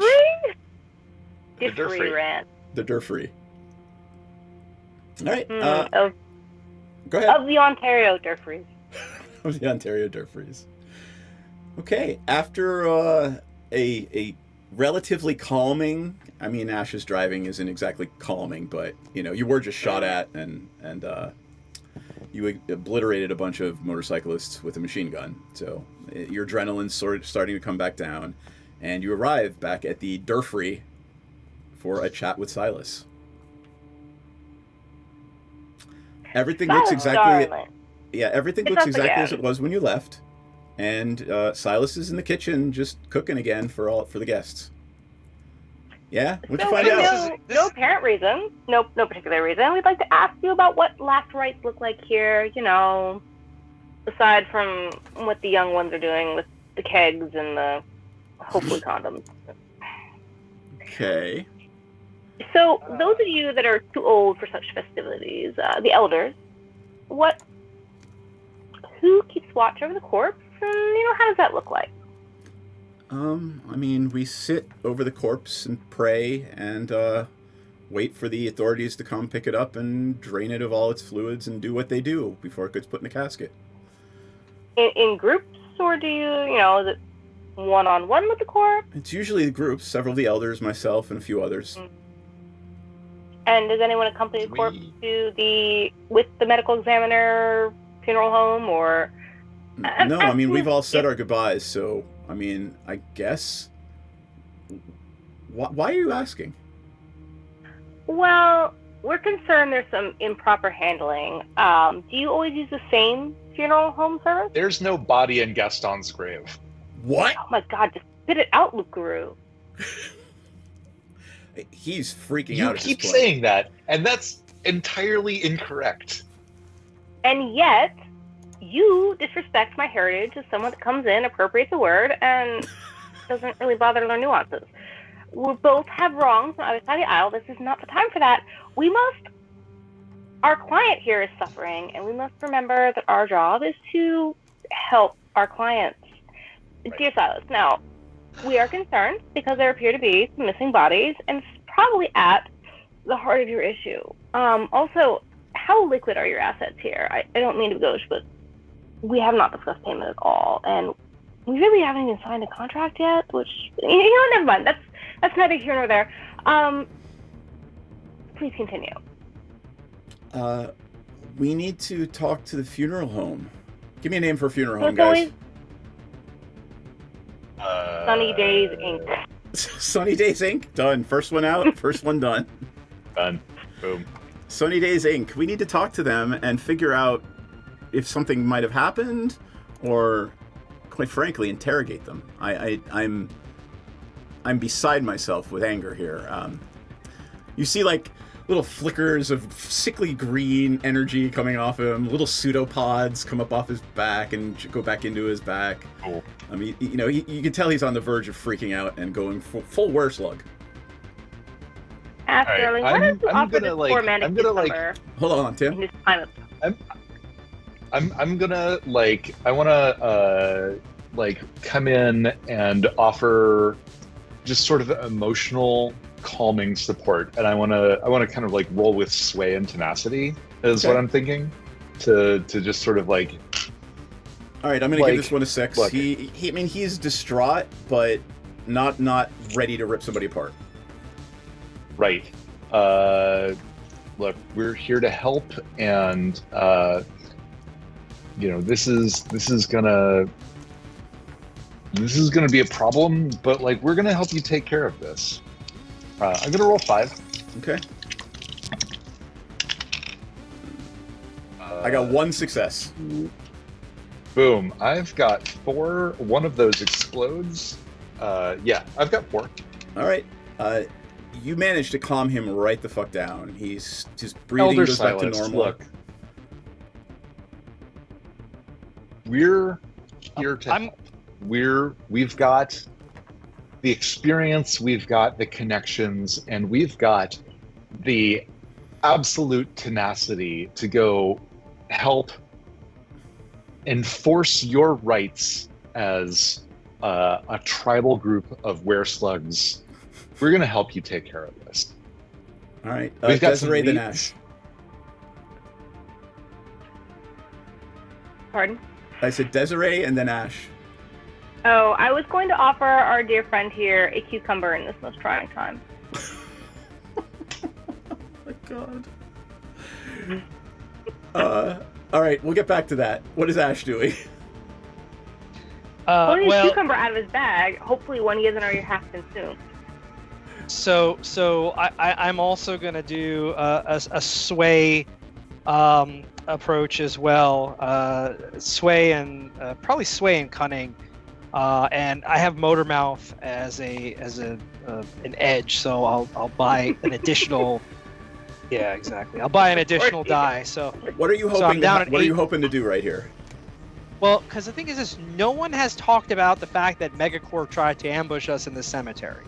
What we know is, so I'm gonna have some words with them, and then I'll roll here. The first thing I want to point out is that, okay, so we know something's shady because you're clearly on the level, Silas.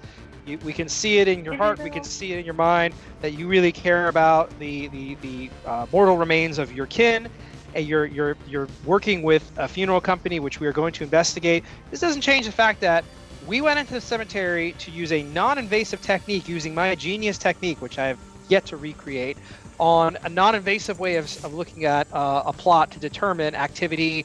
And what we found out not only was that we were looking for souls, but we found that there was nothing in there. So something has stealthily removed bodies, mortal remains from your cemetery. And the second we did that, we were ambushed by members of the Vancouver Megacorp, who I don't believe have any.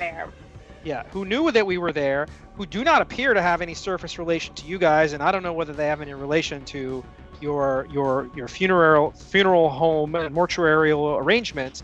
So I'm trying to find out, Silas, if this is anything that you can help us with, because we can't help you if people kill us. So help us help you, Silas. Can you give us any clue why these non-slug folks showed up in the cemetery the second we were there, tried to kill us, and ended up getting their shit pushed in? And I've got, because I bought that extra, I've got 7, so I'm going to roll 7 on, see where that takes me. Yep. Oh, I didn't roll either. Yeah. I'm rolling 6, by the way. All right, so let's see. Got 4 6s, a 7, a 2, and a 0. So I'll explode You got the it. 0. I rolled a 7 and a 9, so you're gonna have All right. 3. All right, sweet. Okay, so there you go. Wait, 2, right? I had 2. 7 and 9. Well, So it's yeah, a tie. It's a messy success. Yeah. I think this messy success is going to be, you are pretty well convinced that he has no fucking clue why Megacorp is involved. Okay. That's an answer. It's not Yeah, one we I'm, like, I'm not but- going to keep you here beating this dead horse. I have a suggestion on part of the mess of this success. Sure. Which is that the Vancouver Megacorp totally has like a bug in here and now knows that we're asking questions. All right. I mean, and it doesn't throw that much of a spanner into the works because they tried to kill you in a graveyard. So, yeah, they know who you What's a are. good place for a dead body to be? So, all right, I like that. I'll go with that. And you're really as sure as you've ever been about anything, Ash, that this poor Silas doesn't know anything about Vancouver Megacorp. Okay, well, to the Techno Coupe and off to the funeral home. All right, what did we name it again? Sunny Days Inc. Sunny Days Sunny Inc. I love it. Okay, back into the Techno Coupe. Vroom, vroom. Shelly is not coming with you. She'll call No, ahead. no. She will call ahead along with Silas, and if you want, let them know you're on your way over. It's probably a good idea. Yeah? I don't know. I mean, if we think they're the reason that things are disappearing between Wake and Graves, then maybe we want to catch them unaware. You guys decide. You have a conversation about it. Let me know what you You're come the up with. brains of the operation, so Look, I know a thing or two about hiding a thing or two, and I know that surprise rates are definitely what got my ass in prison, so. there we go. All right, so you're going to just head on over? Yep. All right. No warning. Anything you want to discuss in the car on the way over while I look for a fantasy name generator name? I think we should call my dear friend Miss Cleo now and see if she can give us any insight into the current situation. Would she Ash, be aware? Would Miss Cleo be understand what would happen if a soul is trapped in a body, not leaving after its death? Contacting souls after death are like her entire business model, and troubling students. She's basically supernatural tech support with, a national syndicated TV show. So I am sure she's an expert in this sort of thing. Do I need to roll to see if she's any useful information for us? I've got. So let me narrate this for a second because you forget the brick-sized phone that Ash picks up and hands you to call Miss Cleo. I remember car phone, Seth. I'm not that young. All right. She picks up and, darling, how are you? Miss Cleo, my dear. Oh, wonderful. I mean, well, there's this thing with the slugs. But luckily, it's an opportunity for you to share your genius with my non-believer friends here, and I know you love to convert a non-believer. So we have this issue, dear, with souls. We have these dear clients, and they talk to their dead, but everyone has died in the last 6 or so months. They can't contact them. Let's see the graves, and the graves are empty, and, we're just trying to figure out where the fuck these souls have gone. Do you think you would be dear and give me some insight into why one might not be able to find a soul after death? Oh, well, that's a quandary, quite a pickle they've gotten into. I would say if you can't contact a soul after death, it is trapped somewhere. Okay. Not dead in the first place. Or obliterated. Those are really the only three things that I can figure would happen to them. Imprisonment, nothingness, or trapped. Or wait, imprisonment, nothingness, or the other one. I forgot what I just said. Destroyed. Obliterated, thank you. So, the bodies appear to be disappearing sometime between the Wake and the actual burial. Does that point in one of those three options more than the others? I mean, it screams zombies to me. Oh, of course it does.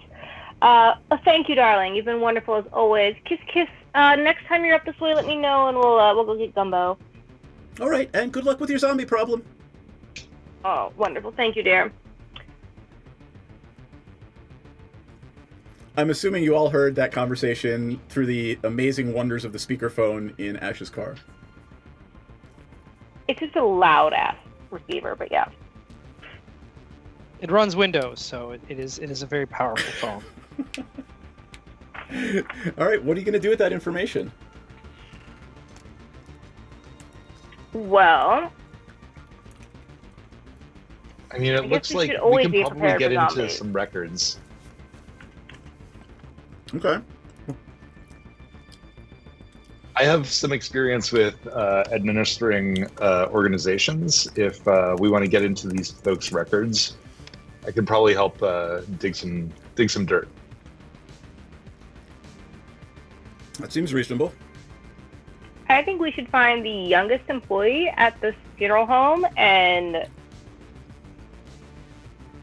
convince him. Put a chip in to their tell us brain? what he knows. No, in a way that makes them alive. I would hate to call Miss Cleo back enough for her to contact someone that we just had contact with. Let's see if you can convince him to let us know about any odd goings on. Perhaps our Loop Guru here can seduce him. Or her. Oh my god. All right, I'm going to say we're going to arrive at the funeral home momentarily, and we're going to take another quick bio break because I've been hydrating a lot and too much, so we'll be back in 5 minutes. I am mostly done with this bottle of Prosecco, so yes, I need a break too. Oh my god. You should switch to Amazing. water now. Right. I have that too. Fantastic. That's not going to make me pee love. Well, the seal has already been And broken. we've just demonetized your stream, Sam. Oh so- no, you have Hydration. no idea. You have no Better than idea. monetizing my stream. Exactly. She gets a grandeur for that. Out of What? character, man. In the chat, Kelly's like, did someone say Prosecco in the chat? Oh, All right. and please, This is my favorite. It's Wegmans brand. Get us a cameo, or get us like a sponsorship deal, whatever. to answer ladies and gentlemen, Kelly's my question, this was not 3D printed. This I actually bought this from a place. From a Somebody place. who 3D printed it. Yeah. Yeah, no. All right, we'll be back in a From- minute, folks. All right, sounds good. Off you fuck. This is the There we go. exception, so like, get on my level. Second of all I keep seeing is this bomb-ass chicken sandwich ad that looks so good, and I want to eat it. The magic lube is made in the swamp, and it's normally like pure and holy or whatever, but occasionally when somebody gets murdered in there, it turns evil. Is it sticky? It's probably sticky. I mean, it's a little bit sticky. It came from a I mean- kid. Jam hands, man. I'm not. Look, I want to look at the book, but I don't want to touch it until we can wipe off the I'm most gonna likely press jam. digitize the jam and stickies off of it. But it is gorgeous. It's one of the most beautiful and moving things you've ever seen. Most people don't get to see a drow civilization. Well, that's beautiful and fascinating, but also kind of dangerous. Anybody else want to take a look before we start doing the dynamite thing? Can I stealth myself as well? Can I roll stealth? Just because why not? Well, I mean, you gotta do something. You can't just, hey, I'm stealthy, right? What are you trying to do stealthily? Just be super hot and stealthy. Like I want everybody to see how hot and stealthy I am. It's so stealthy of me. She keeps saying they're looking for a magic cock. She's already got Eric. I don't know what she's looking for. Like, babe, fucking come dance with who you came with. Dee Dee, are you hearing that correctly too? Yeah, I'm pretty sure they're saying cock. I want to say they mean conch, but I'm really not. I hope they mean conch, but like also they mean cock. I mean, That's mine too.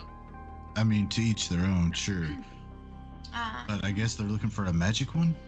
Oh, it's definitely gotta be magic. You know, why look for one if it's not?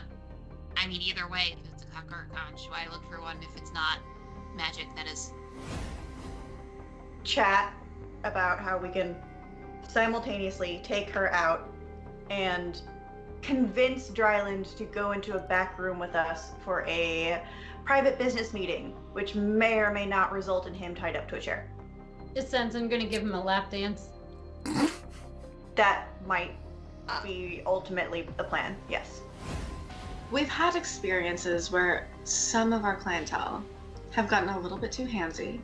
So we've actually introduced a little bit of a fun experience where you surrender yourself to the Dragonborn and the Dragonborn surrenders something to you.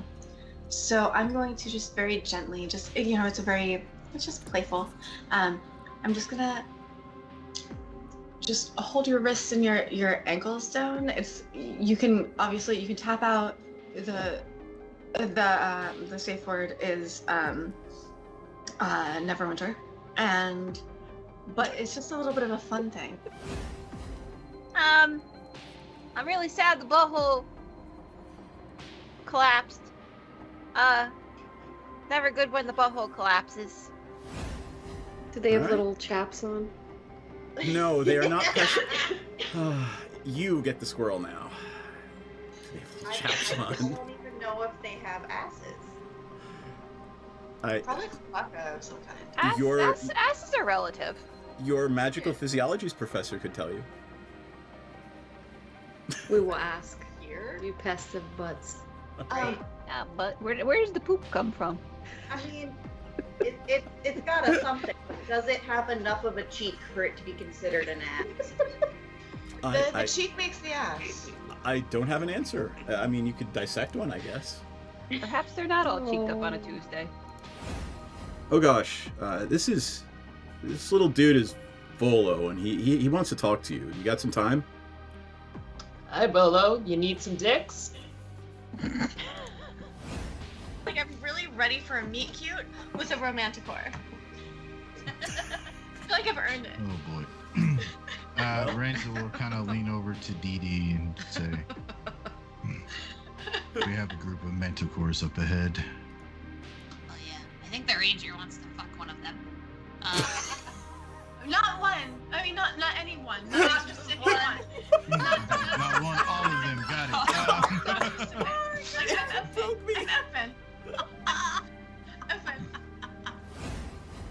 effing. Piranha starts swaying, getting into it, just sort of Twerking? swaying with the music too. Twerking. Gently twerking, like not like hardcore twerking, not like Right. trying You to. don't have to do that. No, we're gonna do Anyway. that. We're gonna do that. Well, we're back, so. Oh! Balls. Oh, God.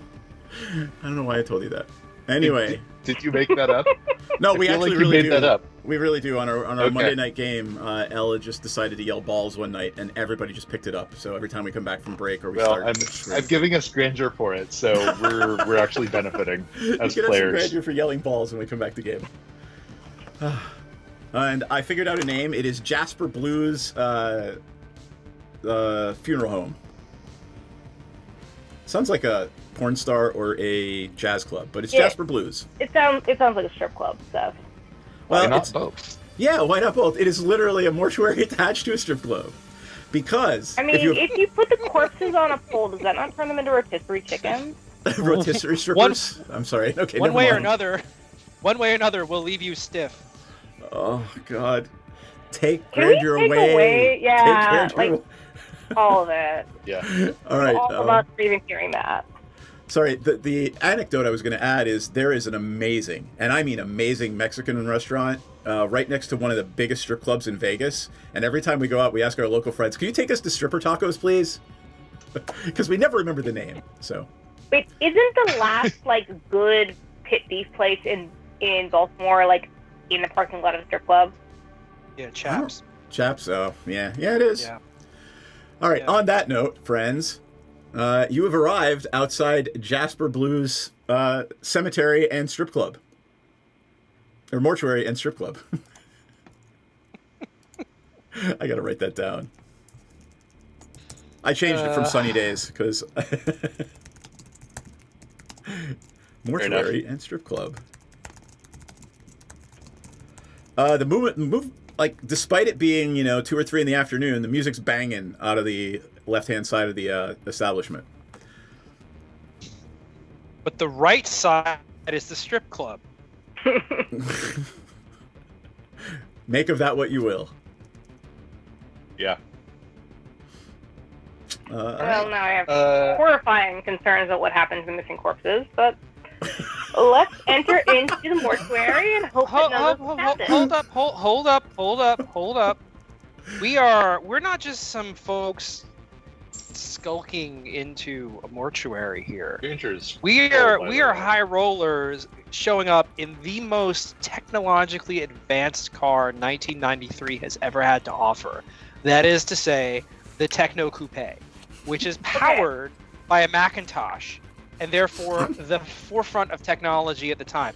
They're going to see us as high rollers coming up. I think that we're going to be stonewalled if we don't go into the strip club and get bottle service and act as if we're there for the strip club and then go to the mortuary for clues. Tim, this is what your game is designed to do, right? Because this is fucking hilarious. Raise your hand if you have more than $13 on you in cash. Designed to do this.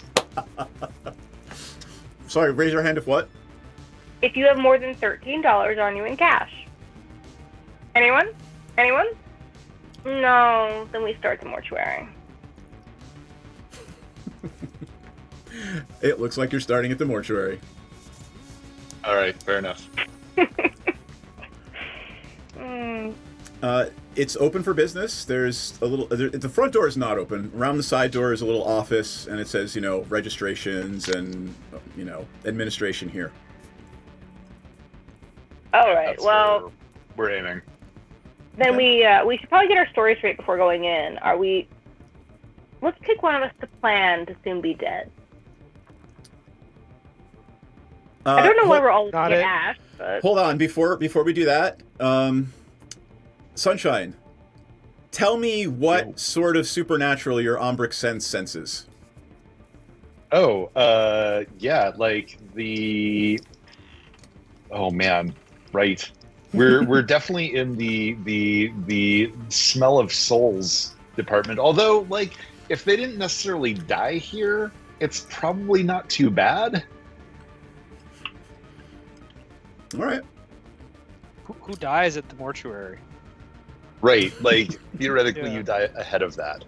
Yeah. So, Sunshine, are you able to tell what different souls have different scents?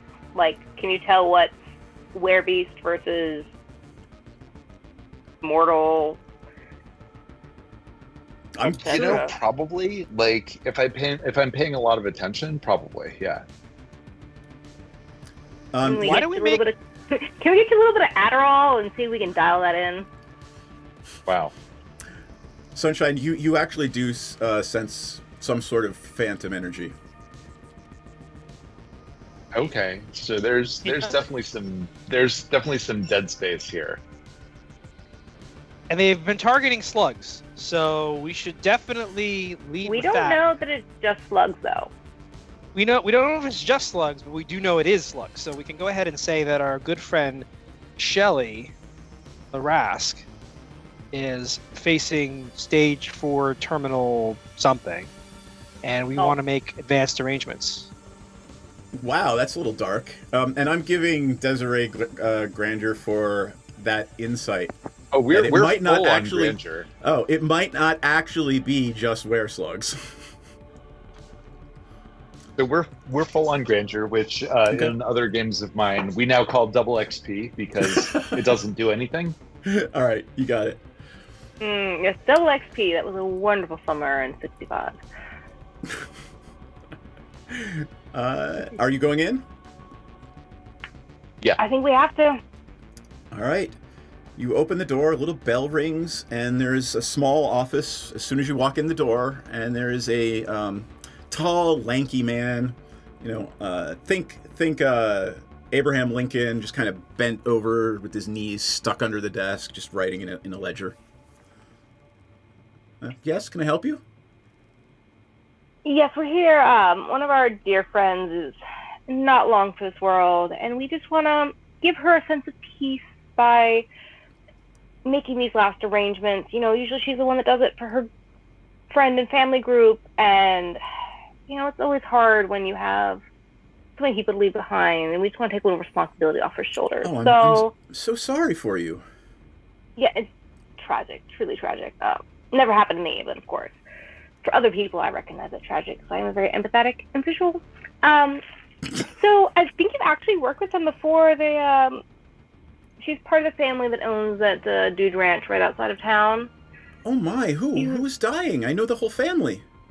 Well, I would hate to drop names. The lady never drops names, but Shelly.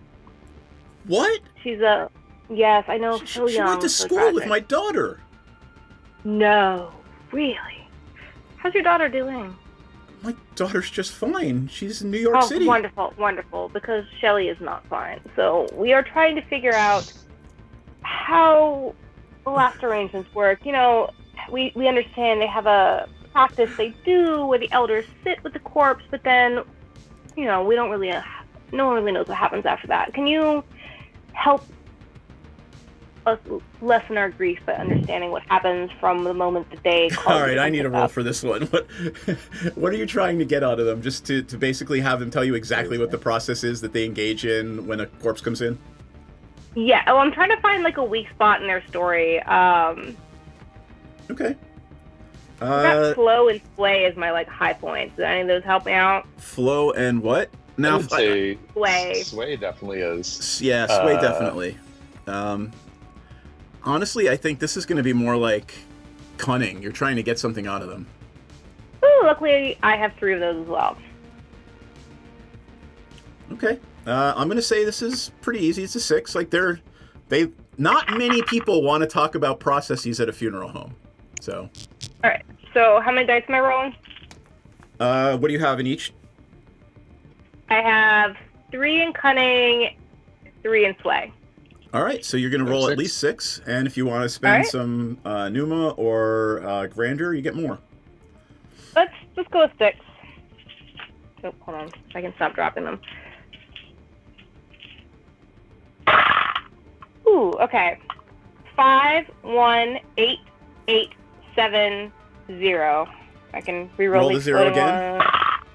9. Is that 5 successes? Yeah. That was 5 successes. All right, I've got 1, 2, 3. So that is, what is that called again? The dramatic success. Dramatic success. So as you're talking to him, go ahead. Go ahead, Tim. Yeah, so I was going to say, if you can get it like a little tour, I can go through the office.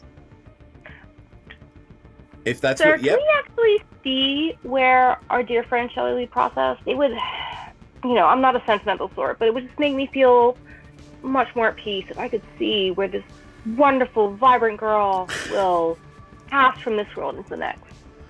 Of course. And he, ushers you down the hallway. The other thing I'm going to offer for your dramatic success is that as he's describing the process, you realize that, in between midnight and when he gets in at 7 in the morning, there's nobody watching the corpse. There's not even a security camera downstairs. So he takes you downstairs and shows you around, shows you, where the body is prepared, all of the makeup that they use to make the body look somewhat human again. He says, I'm assuming it will be open casket. That would be horrible if we couldn't pay our final respects to Shelley in person. We would hope. I noticed something. Thank you so much for this lovely tour. Very informative, very enlightening. I did notice also there's a strip club next door. This seems very busy, even. Oh yes, my brother runs the strip club. Delightful.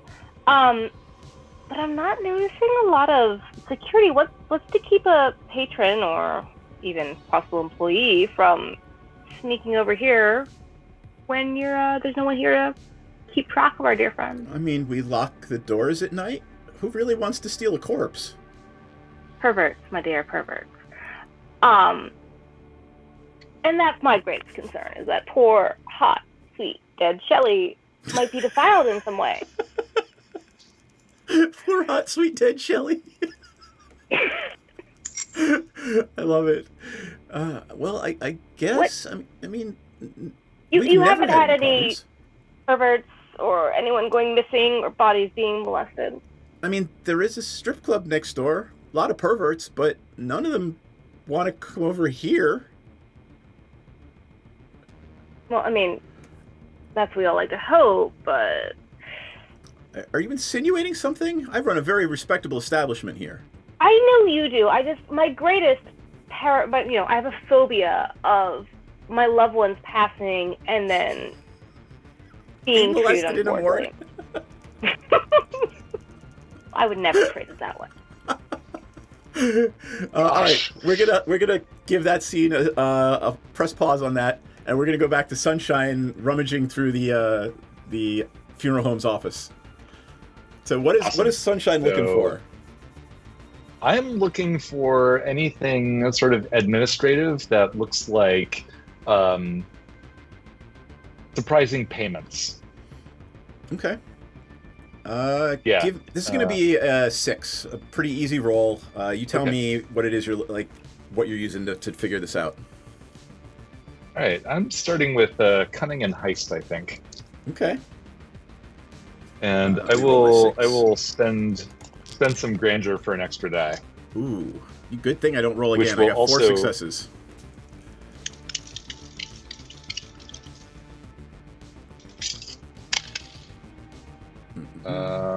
Okay, that's 3, but I've got an explosion.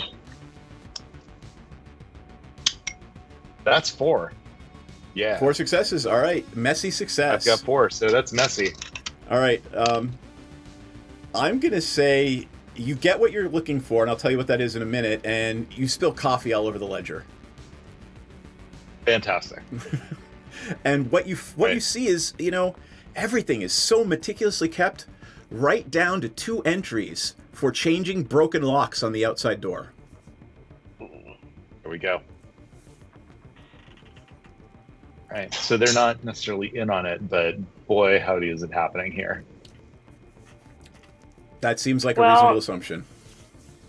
I think we need to go next door and case the place to make sure that there aren't, to see if anyone over there is in on either the strippers, the brother, or perhaps, returning patrons that are in the market for a little bit more than a jiggly booby. All right, so is our next move to sort of just camp the place out, or is it to convince Shelley to play dead for the night? I think we first must infiltrate the strip club. I don't know. Okay. It's your call. I'm willing to take a vote. Ash, Sunshine, shall we visit the titty bar?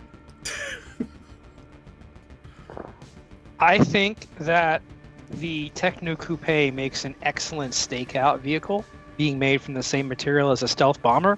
It is invisible. And if it's tiny as a pole deer, they're going to start dancing on it.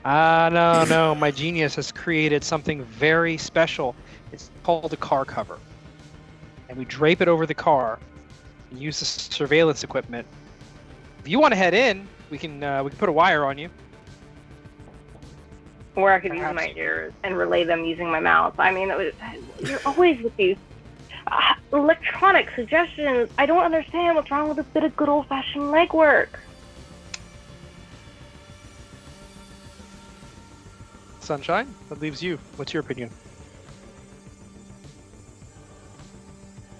I think that actually we might need to split up at this point, because as much as I don't want to believe that... Don't split the party. Go ahead. I'm not sure that Desiree is correct, but I can't overlook the legwork. I feel really good about the legwork. That's a boy. I knew you weren't all that besotted with Shelley, that you would also be willing to go admire a little legwork thing.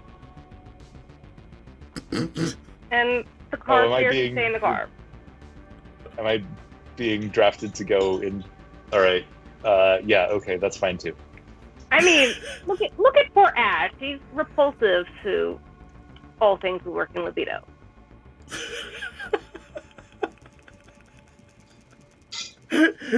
You married her. You don't know. Maybe he's into that. Before we go, I do want to ask the mortuary owner, do you guys get any like indigents or unidentified bodies? I could take them off your hands for science, of course. Are you Well, now he literally thinks we're the asking the pervert. mortuary guy to buy corpses? Unidentified. With what unclaimed money? corpses. You broke? All right. Called stock options. So it's called cryptocurrency. Sunshine hasn't been invented yet.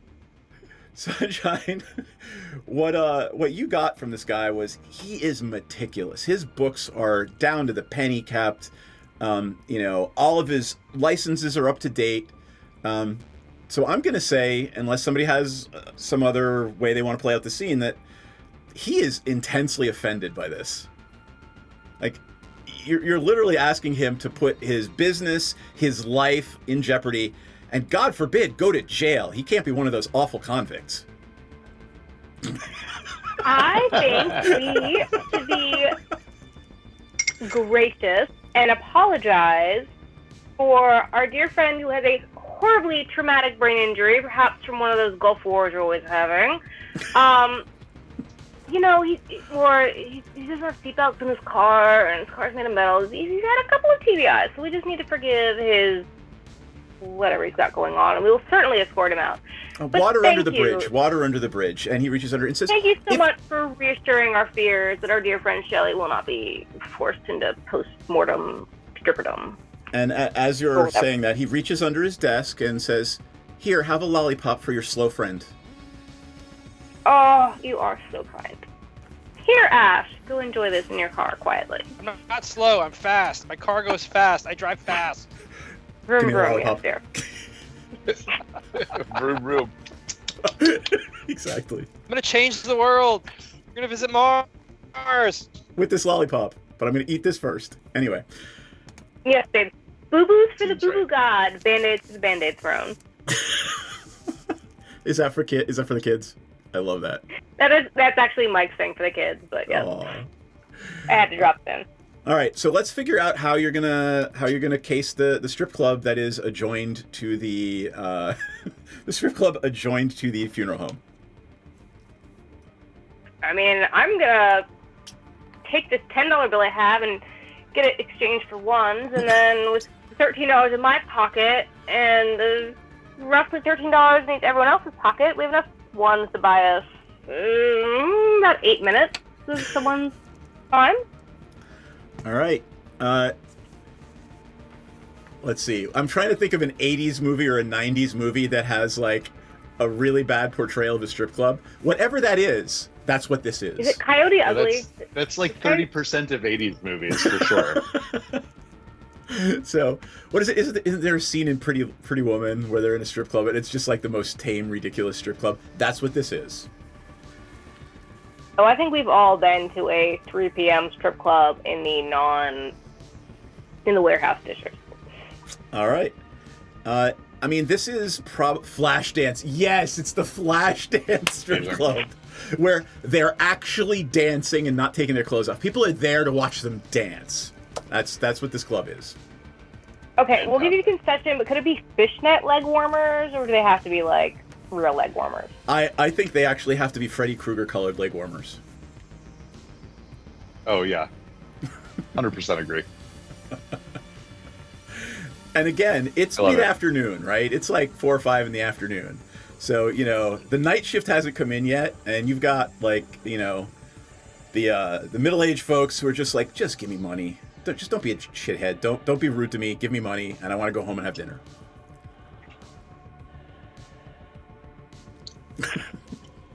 Hold on, we've lost Mike. He's got some PTSD about trips to Austin right now. I don't even want to know.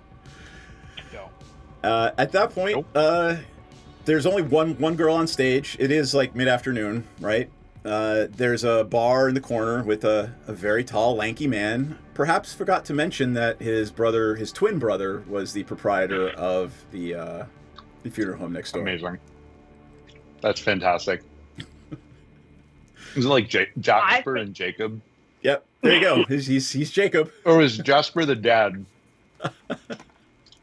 Which one? What are we talking about? Did I miss a pop culture reference? No. Okay. just names. I think we Jazz? should walk up to the bar and get ourselves a little drink. Okay. You walk up to the bar, and Jason introduces himself as Jason Blue, proprietor of the Blues Mortuary and Strip Club.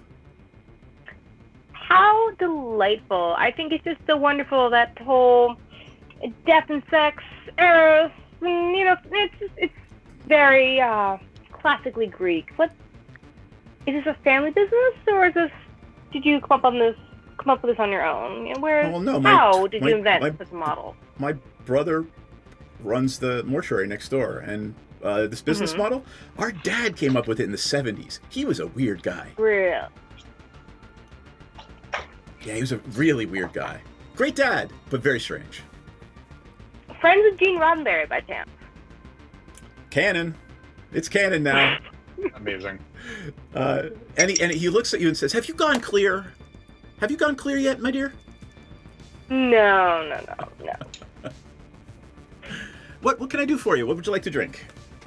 Well, gin and tonic, hold tonic. And then, you know, we just came from a consultation next door. Very upsetting. But that usually happens. Please don't puke on the bar, though. Never, sir. I am a professional. Actually, I've attended many a wake and many a strip club and nary a puke. So tell me, is this your usual crowd, or? Oh, it's very quiet in here today. Remember, when we started this game, I said it was a random Tuesday. So you are literally at a strip club on a Wednesday afternoon at 4 o'clock. Incredible.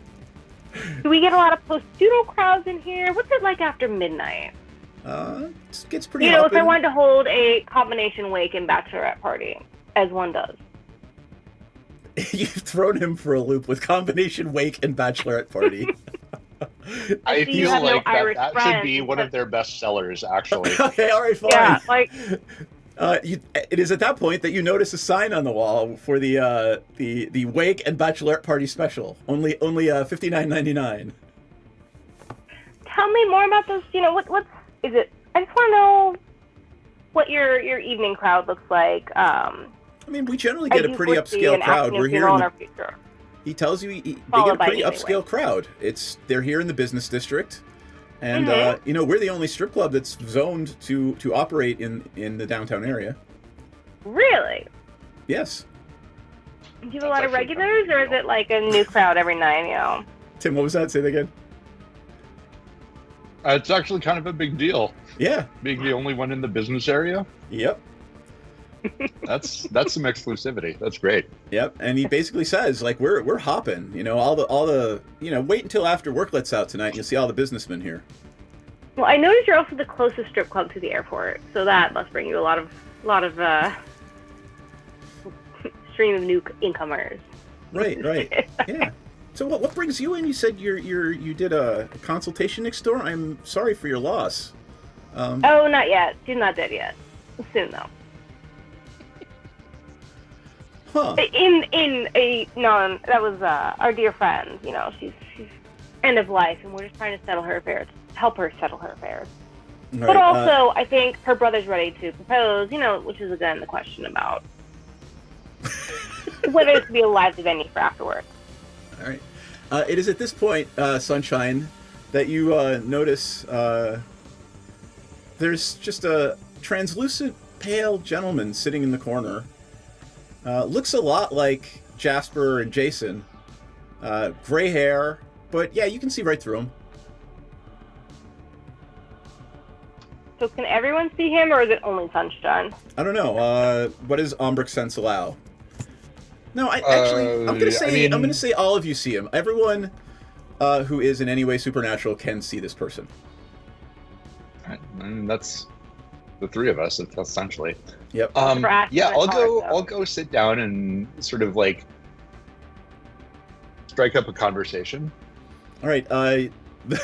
Ash and Desiree, you actually see Sunshine's probably done this before with like no care in the world about that he looks like a crazy ass person just talking to nobody, gesturing and whatever. Does that sound like a real thing? I mean, I was gonna distract the stripper by throwing a couple ones at her, and if anyone said anything, say grease is a terrible thing.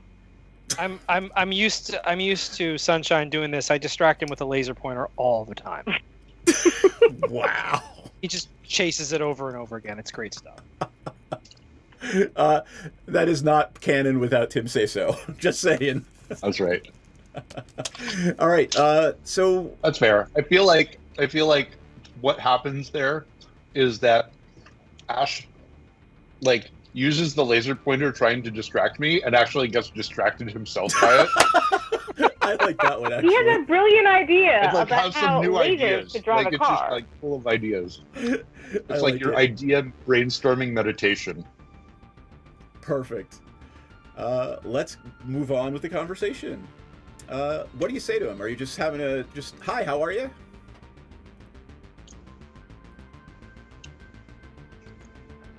Poor Tim's got his mouth full. I know. Sorry, I put you right on the spot. It's all It's a good. Big mouthful. Yeah, that's great. I've been taking small bites just for this purpose. It's perfect. I'm gonna say, hey, you look kind of familiar. Do I recognize you?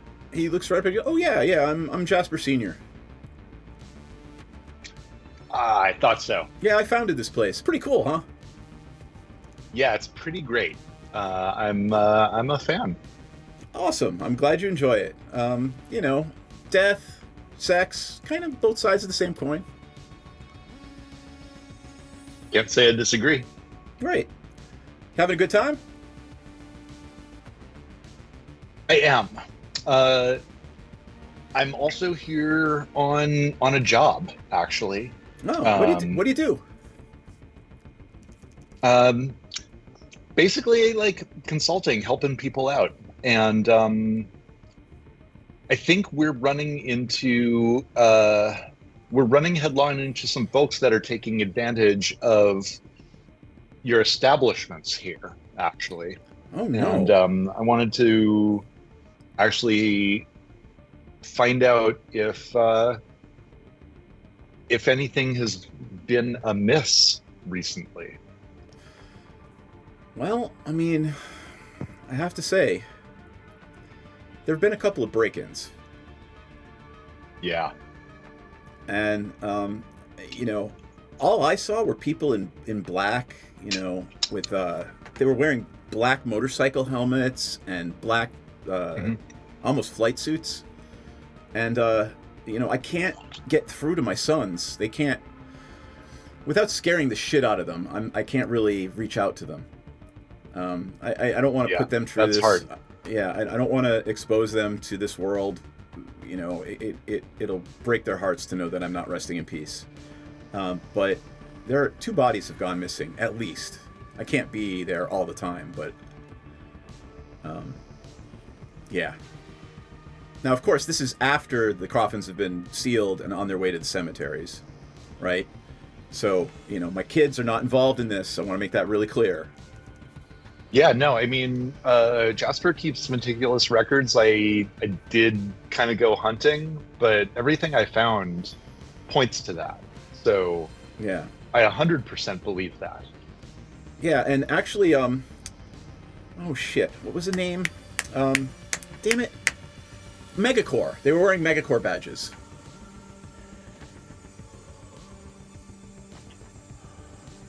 Yeah. So if you could do something about those assholes, make sure they don't. Yeah, make sure they don't break in here again. Who's your client, by the way? The Larasks. Oh, I see. Are you part of this world too? I'm assuming, since we're having this conversation. Yeah. Yeah. All right. Well, good luck against a major international conglomerate. That's what we're here for. Thanks so much. I just want to yell, "Come on, Sunshine! We're out of ones. We gotta leave."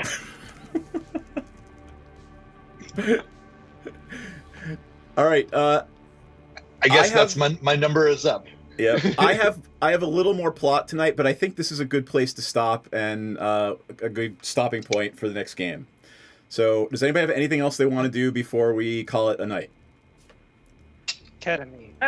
I'm assuming that that Sunshine comes back and kind of like briefs us all on what he heard, and we are like, yep, this is definitely our old foe, Megacorp.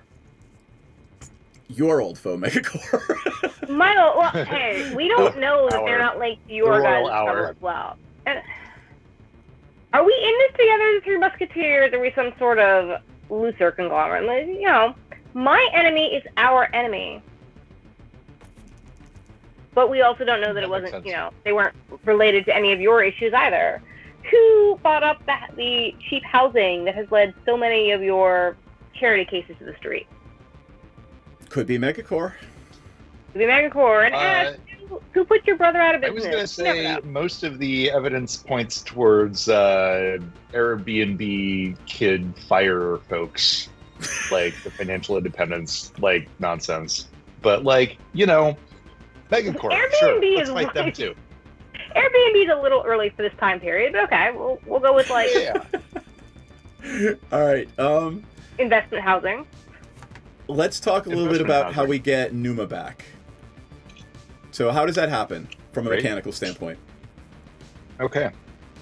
So at the end of a campaign, or at the end of an episode, we go to where are we? I love that the writer is looking it up in the rules. Yeah, I have to look it up too. Good. I'm not alone. Yeah. Let's see. You have to listen to the Numa Numa song, sing along No, with it you every time. That's also incorrect. All right, I'm flicking through it too, but yeah, I don't know. What are you guys at right now? What's Ash at? I'm at 8. All right, here we go. Desiree? I'm at Right. 11. Right. I'm at 13. Okay, so here we go. So it's part of the closing. It's on page 292. Got it. So at the end of the episode, we wind down with a brief recap of what happened, and sort of the way this works is first we figure out how if we had a rising energy or a detonation episode. Was your episode more about building up energy to something that'll detonate later? That's a rising energy. This felt like a rising energy episode. It was absolutely, yeah. I would agree, yeah. Great. Detonation episodes are really obvious. Yep. So that's fine. So if we have less than 5 Numa, we'll go back to 5 to start. Okay. Okay. None of us are less than 5, so we're just fine. And we're going to answer a set of questions, and you can just use your thumb and fingers to like count these up. All right. Does the Herald vote in these? No, because it's kind of like how we engaged with the game, right? Perfect. So for rising energy, and we get to be generous about these answers. Did we get to roll dice or use a splat feature or an edge? I know Absolutely. I did. Great. I did. Did you stir shit up, whatever that means for your group? Yeah, I think you all did. Yeah. Did you engage in your relationship with your deep yearning or wellspring of solace, or get involved with anyone else engaging in theirs? Mine didn't come up, so that's a no for me. I'm pretty sure Desiree's did. Mine definitely did. Great. I discovered a new enemy. Yeah. Fantastic. So we did get involved with you getting involved in There your you go. deep yearning or wellspring of solace. Great. All right, I like that. I'm a thought leader. Did you set yourself up or get set up for new future strife in some way? Yeah. Yes. Absolutely. Yep. I mean, did you we now are on the radar of the. Yep. Right. Did you have an introspective, brooding, or otherwise quiet moment? I think I did. How about that? Yep. And finally, did you celebrate someone as if, such as giving them grandeur? Yeah. Did you celebrate We somebody had else? so much grandeur. Yeah. Yeah, we did. So we can regain up to 5 Numa. I think that's great. So, you don't even have to get all of them. So I'll go back up to 15 because I only needed 2. Yep. You guys can all go back to 15, it seems like. Okay, I had think so. 11 and I just gained 5, so do I get 16? No, you don't go above. So you have a maximum of 15. Yep. Alright, so back at 15 now. I had an 8, Yep. so my 5 will put me at 13. All right, there you go. Okay. I'll play it on. Suck, Ash. But yeah, Numa comes back real quick and easy, so yeah, use it up. Spend it. And the last thing I want to do is I do want to do that recap. So I'm going to go around in a clockwise circle and say something, and then the next person tells me what happened next. So I'm going to start with Tim. Sunshine, what happened to you first tonight? So what happened to me first tonight, got dragged along into what was hopefully not going to be like a really racist episode of like dealing with were-slugs. Like, seriously, can we not just like bring them salads? I think we're confusing racism and cultural sensitivity. All right, Desiree. Yeah, well, you told me that your heritage was to like ignore that, so like I'm trying to be respectful here. All right, according to Desiree's memory, what happened next? Well, Sunshine may have met the love of his life, and we then discovered that the fate of said possible love of his life, entire clan is tied up in deceit by the same corporation that wrongfully got me convicted of tax evasion. So clearly there's nefarious plots at hand. All right, Ash, what happened after that? An opportunity for me to show my underappreciated genius by bridging the worlds of technology and the occult, to find out, using technology and my brilliant brain, that a plot to steal or imprison souls was being performed by the same evil megacorporation which denies me the genius and the accolades that I so rightly deserve as this generation's Thomas. Tim, what happened after that?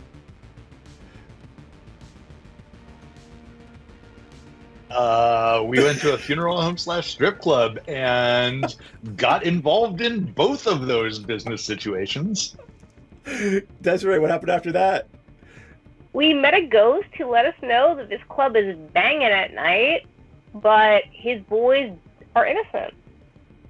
So maybe it's shifty late night strip club patrons. Also, there's a great deal on 2-for-1, wake, burial, and bachelorette parties. I think that might be it, but Ash, can you remember anything else that happened after that? A perfect opportunity for next time to use the Techno Coupe as the ultimate stakeout machine. Perfect. All right, cool. Love it. That is our game for tonight. Thank you, everybody, for playing. Thanks to those folks who are watching. And we will see you next Sunday for episode 2. I wanted to say Electric Boogaloo, but I'm not going to. No, say it, Seth. Do what your heart Episode says 2, is right. Electric Boogaloo. Electric Loop Guru. Oh, my God. All right, I'm taking that Granger back. All right, wave good night, everybody. We will see you all same time, same bat channel next Sunday. Bye.